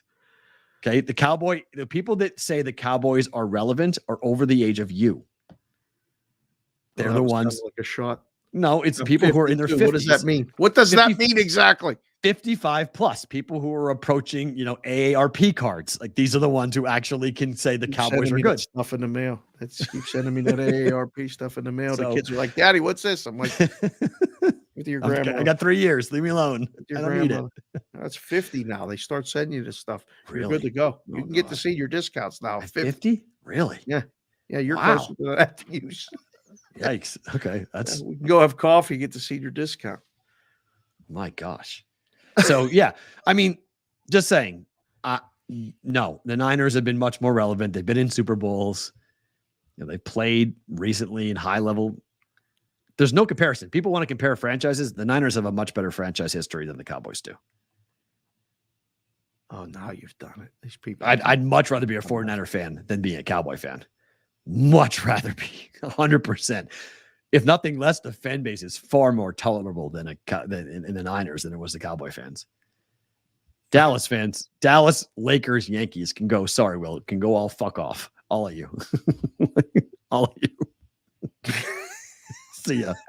All of you can go, goodbye. Dallas. And there's people Lakers, who actually like all Yankees. three. There are people who I've met people in America who like all three.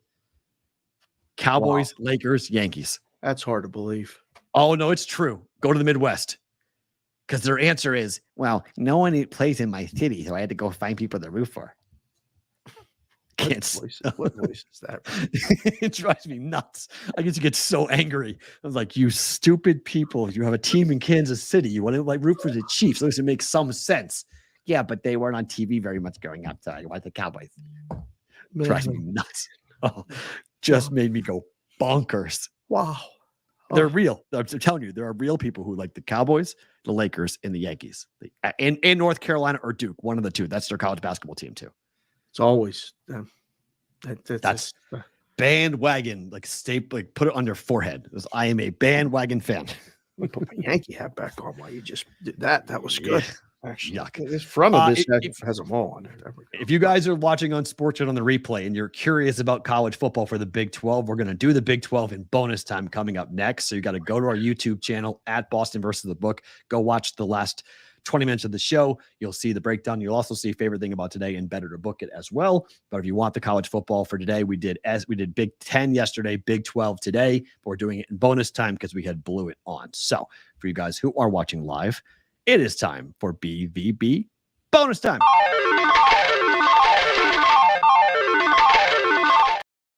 Okay, so the college football team or conference of the day.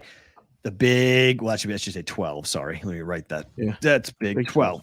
Big 12 for this today. Okay. I am fascinated by this conversation. It's early. I understand that it's early. However, these conversations would be so much better if we did them in like a month, but that's okay. We'll do them. Why in a month? What's the matter? It's how's it going to change in a month? Well, because we'll have actual knowledge of what's going on in camp. I have knowledge of what's going on right now. You do. This is, and these numbers aren't going to change. How much are these numbers going to change? You'd be very surprised how much the numbers change as we get closer to August. These numbers aren't going to change. Texas will be favored. Oklahoma will be number 2. K-State will be number 3. That's not changing. That's not changing. Yeah, these three. So we're talking about who's going to win the Big 12 title game. These three teams, these numbers are not changing. You may see some fluctuation. You don't think Baylor or TCU's even in the conversation? No, I don't. Oh, one of these. It's Texas or Oklahoma to me in my mind, and it's probably most likely a runaway with Texas. And there's no surprise team like Kansas this year. No, Oklahoma State's no good. No, I mean, there's some conversation that you could have potentially of like maybe there's someone on the other side that could come in. But remember, the Big 12 is making sure your top 2 teams are going to play each other. Right. So they've structured it to make sure that they get their top 2 teams. So it's going to be probably Oklahoma, Texas playing each other. This is not going to be a very good year for the Big 12. But at the top, different story. At the top, it could be really good. This is the schedule for Texas. Okay. This is Texas's schedule. Yeah. They open with Rice, Cupcake W. Okay. The difference between these years and other years, Alabama normally would have played Texas in week number 1 over Labor Day on a neutral field. They signed the home and home. Alabama went to Texas. Remember that game last year? It was unbelievable. Yep. Bama barely beat them, escaped with their lives. Tiny. Bama plays MTSU in week 1. They have a tune-up at Bryant-Denny. Rare. Bama normally doesn't have a tune-up. This is bad news for Texas because they're on the road at Alabama. This is the game of September. Texas at Alabama is unbelievable. Ticket prices through the roof. Night game. Let's go. Like you're talking about. The day before the NFL season starts? This is the game in college football. I cannot wait to watch this game in September. Awesome. I have no idea who wins this game. Alabama has got such problems with their quarterbacks. They have 4. They don't know who's going to be playing in this game. You know what sucks when you look at the new apps for lines and stuff? Like, there's no game number, so you can't just go to it. Everything's by time. Right. And then you got to find the day. That's a very big day, too. A lot of games. It's a gigantic scroll here. Right. Can't you Bama search it? -7. Yeah. Bama that will come down. That will come down. That won't close there. What are you saying? Texas money will come in. Texas money will come in. This number, that number will close most likely, I think, around 5.5, probably somewhere in that range. I would take +7 for Texas right now. Wow. I don't know what Bama's got. Obviously, running backs, wide receivers. Bama was favored at home by 7 or less. It's been a long, long time. When's the last time LSU played there? That was it. That was the game. Right? When Burrow went in there. Yeah, fair. Yeah. I think that was in Alabama. Were they? I think they were a dog that year, were they not? No, Alabama played at Tennessee, at LSU that year. They didn't play at home at Bryant-Denny because they lost that game. Bama got beat by Joe Burrow at LSU. I remember that game. Somebody go in the chat. And insane performance by Burrow. Bama was a 7-point favorite or less at home. So how about it? Computer and do that right now. But that's a great game. Okay, so they lose that game and they win out. Is that what you're telling me right there? They might win that game and win out. Texas is going to Alabama, winning in September. It's possible. I'm telling you, I'm not that high on Bama this year. Okay, that quarterback conversation is enormous to me. I need to see what Texas is absolutely flipping loaded. Texas is going to be a big problem. They're really good. They almost beat Alabama. They should have beaten Alabama last year at home. No, that was neutral, wasn't it? No, it was at Austin. That was at DKR. Crazy atmosphere. God, they should have won that game. Bama was damn lucky. Was that the game we were watching? No, we didn't watch that game in a sports book together. I thought we watched one game at MGM Grand, that Bama game, but that was against Tennessee, I think. Yeah, that was Tennessee game. Yeah. That was Bama lost that game too. They should have lost Texas on the road. They lost Tennessee on the road, lost LSU on the road. Right. Wow. I can't wait for this. Then, so let's say they win that game, hypothetically, right? Wyoming, Texas. Okay, so they win that game. 2-0. Okay. Wyoming W at Baylor. I think they'll win that game. Baylor is going to be better, but I think they'll win that game. Okay. Kansas at home, they'll win that game, and then they got the Cotton Bowl against Oklahoma. Monster. The interesting game in this schedule for me is that Texas plays at Houston, at the Dome, neutral field. It's going to be a really interesting atmosphere. I don't think Houston has much of it. That line's probably like 14, 15, 17, somewhere in that range.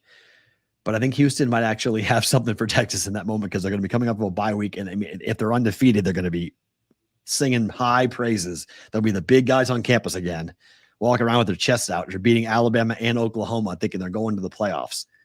Be very curious to see how that coaching staff handles the pressure, handles the attention if that were to happen, because they probably would be number one in the country. Two observations right now, or two notes. One, tremendous job with this graphic. This is wherever you got this schedule from, keep doing it, because this is it's footballschedule.com. I think I'm grabbing it. Okay, well, this is outstanding because I like the helmets. I love looking at the helmets. I always have. Helmets draw my eye. And number two, I just went down the schedule. Do you see how many games aren't in the state of Texas? Yes, a lot. No, are not in the state of Texas.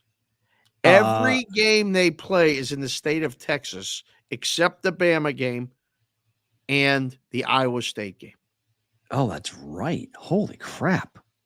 You want to talk about live to live. I mean, every game they ain't got to leave the state except twice. What a hell of a schedule. That's a great observation.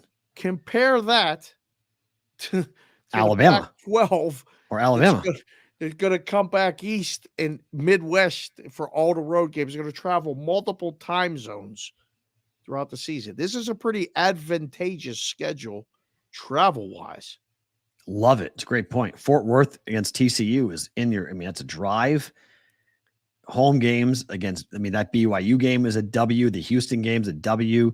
Cotton Bowl's in Dallas, W, most likely rivalry game, but most likely.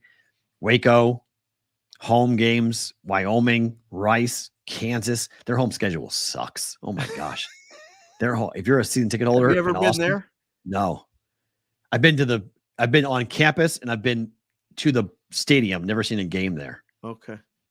But between you and I'm more excited if we can get this BVB Roadshow thing going. I want to go to college games. I don't want to go to NFL games.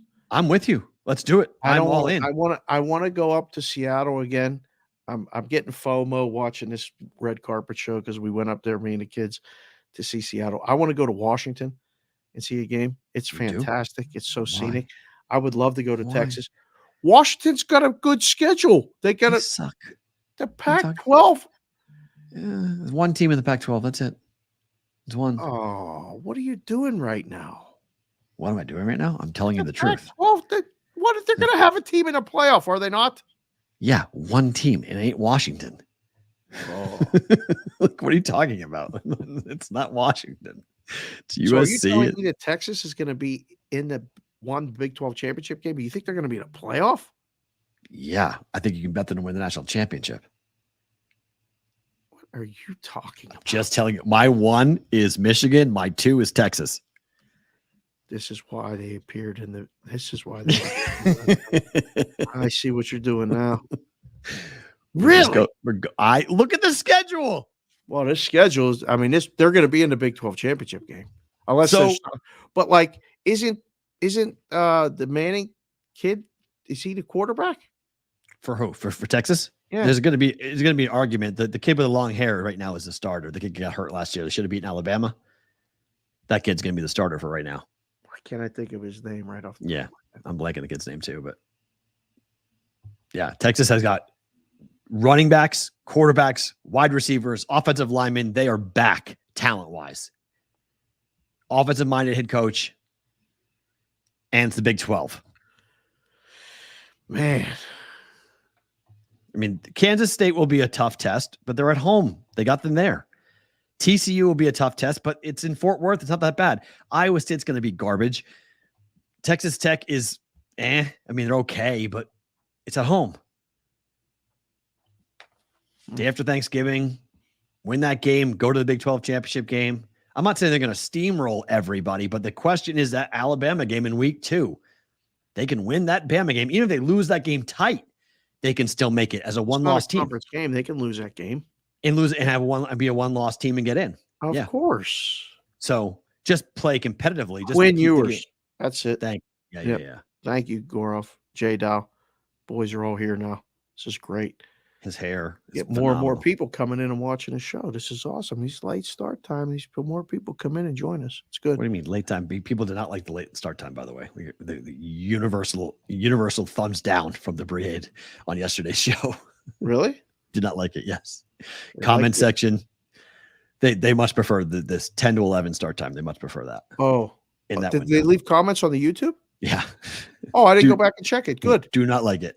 Oh, Addison was like, do not like the start time. Well, Addison's one guy. He said that's fine. Thank you for leaving a comment. If you guys Discord are watching channel. the show in BVB bonus time, go leave a comment today on the YouTube channel, please. That'd be great. So Discord channel as well. So I think Texas to win the Big 12, good bet. Texas to win the national championship, decent bet. So take a look at more of this. I want to see who's going to challenge him. Is Oklahoma. Kansas State a legitimate Yeah. challenge? Yeah. But, I mean, they graduated a couple of really talented skill players to the draft, to the NFL. So it's really just those three. Like, I mean, TCU's out. They were just in a championship game. They're done. Toast. Graduated a lot of talent, including the quarterback, wide receiver. Got a lot of question marks at TCU. Wow, they're really long odds to win it all. Wow. Texas or TCU? No, TCU, Baylor. I'm looking for alternatives. Everybody's to win the Big 12 or the national championship. Just to see what the prices are. The prices for that. Wow. I mean, Texas is 25-1, Perrault. Yep. Take a stab at it. Oh, my. It's a good bet. To get in the playoffs, you can work off of it. It's a good bet. Big 12 has a mountain to overcome. You just said it's going to be a down year. Yeah. All you got to do is go they have 12-1. Every game except the Bama game. Correct. Absolutely. That's any year, though. That's any year to get in the playoffs. You can't have two losses, especially in the Big 12. You can't have two losses. Like the Pac-12 can't have two losses. I'm saying, I think the Big 12 team is going to have to be undefeated in a conference. I don't even think they can have one loss. Well, I would disagree with that only because I think you're going to have multiple teams with one loss in the conversation. Yeah, they never give it to the Big 12 in that situation. Unless they played Alabama tight. Yeah, but that's what they have to go undefeated in their conference. Then, yes, of course, yes, 100%. Oh yeah, 100%. No, I mean, normally you could say that the winner or the loser of the Red River Shootout could just win the championship game and go and have one loss. They're not going to go. No, they're not going to go. Yeah. Not this year. No. You have to be 12-1. The one loss can be Alabama, and that's it. You lose to if you beat Alabama and lose to Oklahoma, you also can get in with that. Oh, if they beat Bama, all bets are off. Right, but you beat Bama, but you can lose to Oklahoma in the Red River, or you can lose to like an Iowa State. You can stub your toe pretty badly and then come back and win the Big 12 and still make the playoffs. They're going to put in another SEC. 12-1. Again, I think the SEC is going to be down this year. I don't think we're going to see. I think you'll have two teams in the SEC with one loss in the championship game. And they're only get one in the playoff? Wow. Big Ten get two teams in the playoff? They could potentially, but I don't think they will. It could be Ohio State, Michigan again. I think the Pac-12 is going to get a team in. One. USC's got a legit shot. Yes. They have to be undefeated, though. They can't lose. 12-1, they're out. They got to run the table. They cannot lose a conference game? I don't believe so, no. Oh, when's the Pac-12? Friday. No, Thursday. ACC tomorrow, Thursday, ACC Pac-12. tomorrow. SEC is Friday. Okay. ACC tomorrow, Pac-12. And SEC Friday, of course, for roll.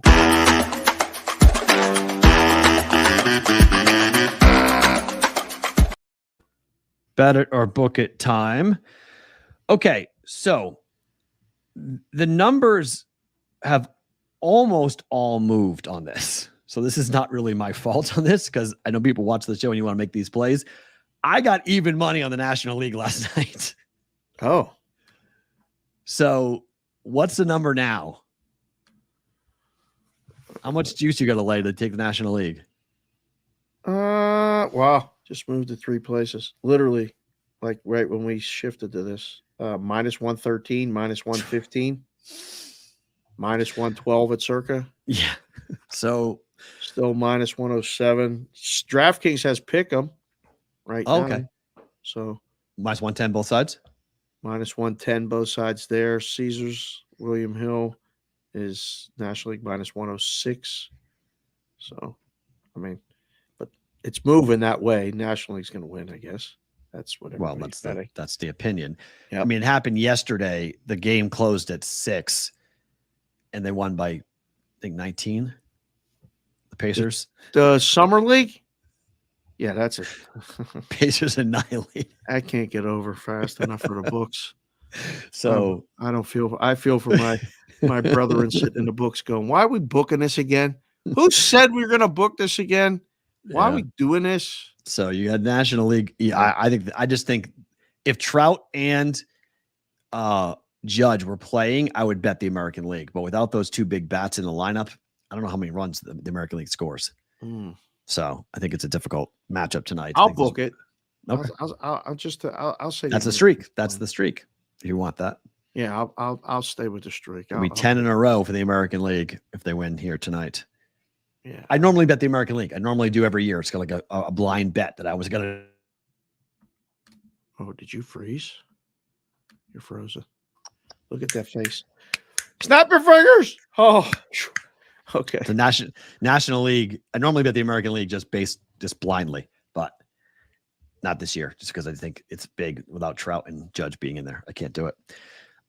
This number also moved. Pelicans -2.5 against the Suns. Suns have. I have this philosophy, and it might be stupid, but it worked yesterday. Yep. I'm looking for teams that have not sent to Vegas draft capital, players that they drafted. Correct. The Suns have one player on the roster that they drafted. The Suns, I think, picked up some guys at the bus station from Phoenix to kind of up there. Like, yes. I was talking about this last night with Carver and Lacey on the radio. We kind of like nobody recognized nobody. Like they're handing out the uniforms like they did when you went to the Y. Say, hey, you guys wear these. Right. Hey, nice to meet you. What's your name? And then in the first quarter, you forget the guy's name. Just hit him with a bounce pass and go. Right. Suns got no shot. This is a good play. Hello. I just hit refresh. This 4? is -5. 5? Look at the CLV I'm getting on that. There we go. 5. One place went to 5.5. There's still a 4.5 or 2 hanging around. Yep. Yeah. Bye-bye. Pelicans. Pelicans -2.5. Coach would say, fly, Pelican, fly. Yeah. And then finally, I got the Kings at -1.5 last night against the Bulls with the same philosophy. The Bulls are not sending anybody to Vegas, really. And there's multiple players. I think Murray actually isn't playing. I didn't know that till this morning. It looks like Murray's not going to play for the Kings, which kind of sucks. But they still have multiple draft picks that they're playing, and they've all also played together in the California Summer League. Okay. The Bulls have not looked great. Laying 1.5. Hasn't it moved? No, this is actually still the same number. Okay. So I'll book this one, just not knowing, and just to keep it controversial and a Boston versus the book thing. We can't just be on the same side of certain things. So this one here, I feel a little more like I got a chance. I'll book that one. That's I think this is the later of the two games too. 7 o'clock tonight. 7 o'clock. Yeah, 10 Eastern. Yeah, so 10 Eastern. Yeah, Kings Bulls is a late game tonight. Favorite thing about today is what? Well, Jessica's back and Yay. Kylie's back. So full house, good. But yesterday was like a long day. I didn't feel good when I went to sleep last night, and I didn't feel good this morning. But then I took a little medicine, and I begged my middle daughter to go get my skates the other day from the storage place. And I said, you know what? I'm going skating. So you mean like rollerblading? I got my rollerblades, my hockey rollerblades that I play with at the rink. Is this because of what you and Steve were talking about? It conjured up old memories? I gotta get my ass moving on a regular basis. The doc said you got to do stuff, but you got to listen to your body. And of course, I'm going to push it. I'm going to do like the hard 75 like you, and then I'm going to get in trouble. So to ease my wife's mind and to ease everyone else's mind in my life, I'm going to just start skating. It's awesome workout. It's great, and nothing usually hurts when I do it. Oh, good. It's always been my thing that I love to do. So my daughter went and got my skates. I put my skates on. It took me like a half hour to tie my skates, because they're so old, and I got to be careful with the skates, and like you got to really make sure they're tight. They're 2 sizes too small, because I've read that Wayne Gretzky wore his skates very small. So I've always kept my skates very small. My feet hurt like crazy. What are you doing? Of course. But I put on my skates and I went around. I went out of the neighborhood and went down the flat street for a while. I'm hanging up with you, and I'm going to finish my skate. Nice. As soon as we're done, I'm going to listen to some music and just skate. So good. That was that's my favorite thing about today. Do me a favor. Not wearing a helmet. Don't make me wear. I'm not. You're not going to wear a helmet. Just do 2 things. Please make sure your cell phone is with you. Always. I'm not allowed to And- leave the house without it. And water. Water up before. I'm not going to go too far away, and water back. I'm not going to carry water. I'm going to worry about skating. I don't want to fall carrying the water. It's 100 outside right now. It's a quick skate. I'm not going for an hour. I'm going for a quick, hard 15, 20-minute down neighborhood around the basketball courts and back. Like 5 songs. I'm going to listen to 5 songs. Get some sun, put on some sunscreen. 15 minutes. All right. Tuesday. Get a little, No, I like it. It's just we're not in a place that you can just like jump outside and be like, yeah, let's go outside. It's really hot outside. I figure if I could do it now and ease into it, like then when I really start pushing with this, I may not go crazy with the hard 75, but that mentality. You could do, it's called the soft 75. Well, I mean, they have variations of it. I mean, I'm just trying to follow the actual procedure of it. Yeah. And then, but my Water, wife is like, you can't push, you can't this, you can't that, because she knows, like, I'll start training for a marathon tomorrow because I'm an idiot. So don't do that. Take it slow. Yeah. Yeah, we're coming up on 3 years. I had to walk. Okay. When I started the hard 75, I could not run. I had to walk 3 miles. Exactly. That's what I'm going to do. I walked a mile already today. Good. I ended it running 27 minutes for 3 miles. There you go. So, but it took me every day walking, then running. First time I ran it in 36 minutes. I ended it cutting off 9 minutes off my time when I was done. So it's like, as adults, we have to give ourselves the grace that we had as kids, that you got to go slow and just build on it. It's the hard part about getting old because you're used to it. Because feel like you could do it, right? Because your memory has it as, oh, I can go out and do this. It's nothing. I've been doing it for years. I'm good. Right. But your body hasn't. Your mind doesn't connect with the body. Correct. The body's like, yeah, we haven't done this in a while, so no, we're not doing this. No, but I know, like I did it yesterday, and I was so excited to put my skates on. That's awesome. And then I got going, and everything hurt. Like my feet were killing me. Well, is it safe to have your skates be 2 sizes too small? Probably not. I'm cut your circulation off. Thought of going to get new skates, but why? I don't want her to. I got to get new skates, I think, because they're too small. Like my feet. And not only that, but the technology has to have improved a ton. I told my wife that would be the last pair of skates I would break in, because breaking in ice skates and rollerblades and stuff was always very difficult. Why? But I think now, because it just hurt. They're too stiff. Yeah. They're like, you're blistered up. Yeah, of course. All that stuff. Yeah. I don't want to do that again. But they told me to keep telling me that these new skates now, they mold them to your feet. Have you seen what Dick's Sporting Goods will do for you when you buy a new glove? Oh, it's incredible. This is like, it's such cheating. It's ridiculous. Like they have 2 equipment. They have a round ball and a big like mallet. Yep. And then they've got this like incredible softening oil leather, and they douse the whole glove. And then they spend the entire time bending and hitting, and then they give you the glove after you buy it, and it basically is like a broken in glove. I was like, that was half the fun of like sleeping with the ball wrapped up in, wrapping up and put it on your pillow and rubbing that glove. Yeah, that was like all the fun of like making the glove your own. Yeah. And then you compare I don't know if you're friends with this. My friends and I were weird, but we would compare the thumb bend. How many fingers did you lose when you closed the glove? Oh, you don't lose any now when you break it in the right way. It's right. It's silly. It's like I always lost like the last 2 fingers. I always lost it. Right. You did it. And now I was watching the other day at Dick's Sporting Goods. I was watching this guy break in the glove, and I was like, this is an art form. This is amazing. Like I was like, this is not fair. It's not even right. But you're right. That's funny because I have a guy who's I call him the glove doctor. Yeah. One of the dads that's retired. He breaks in gloves, and you give it to him. Comes back broken. A brand new glove is like game ready in like 3 days. Unbelievable. And I went to his house. I was like, Ken, how do you do this? He showed me. Like, this is great. You don't have nothing else to do. And he's retired. He smokes weed and breaks in gloves. Not a bad gig in his 60s. Fun little, it's not a bad actually way of keeping your mind busy. Right. It's one of those busybody things you can do. You just go ahead and rip one and you're good to go. That's it. It's relaxing. It's fun. Put on some music and go break a glove in. Why not? That sounds like a damn good afternoon.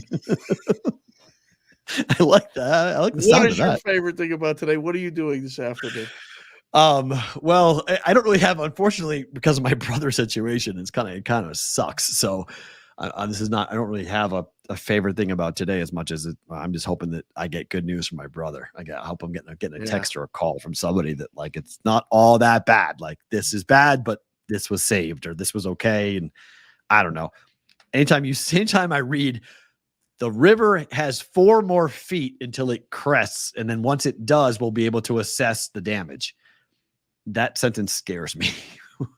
That doesn't make me feel good about what's going on. So hopefully better update tomorrow and I can pass it along as to what's going on with my brother. So good stuff. With that. All right, guys, hit the like button, subscribe button. Appreciate you guys being here. Wednesday, tomorrow is literally the worst sports day of the year.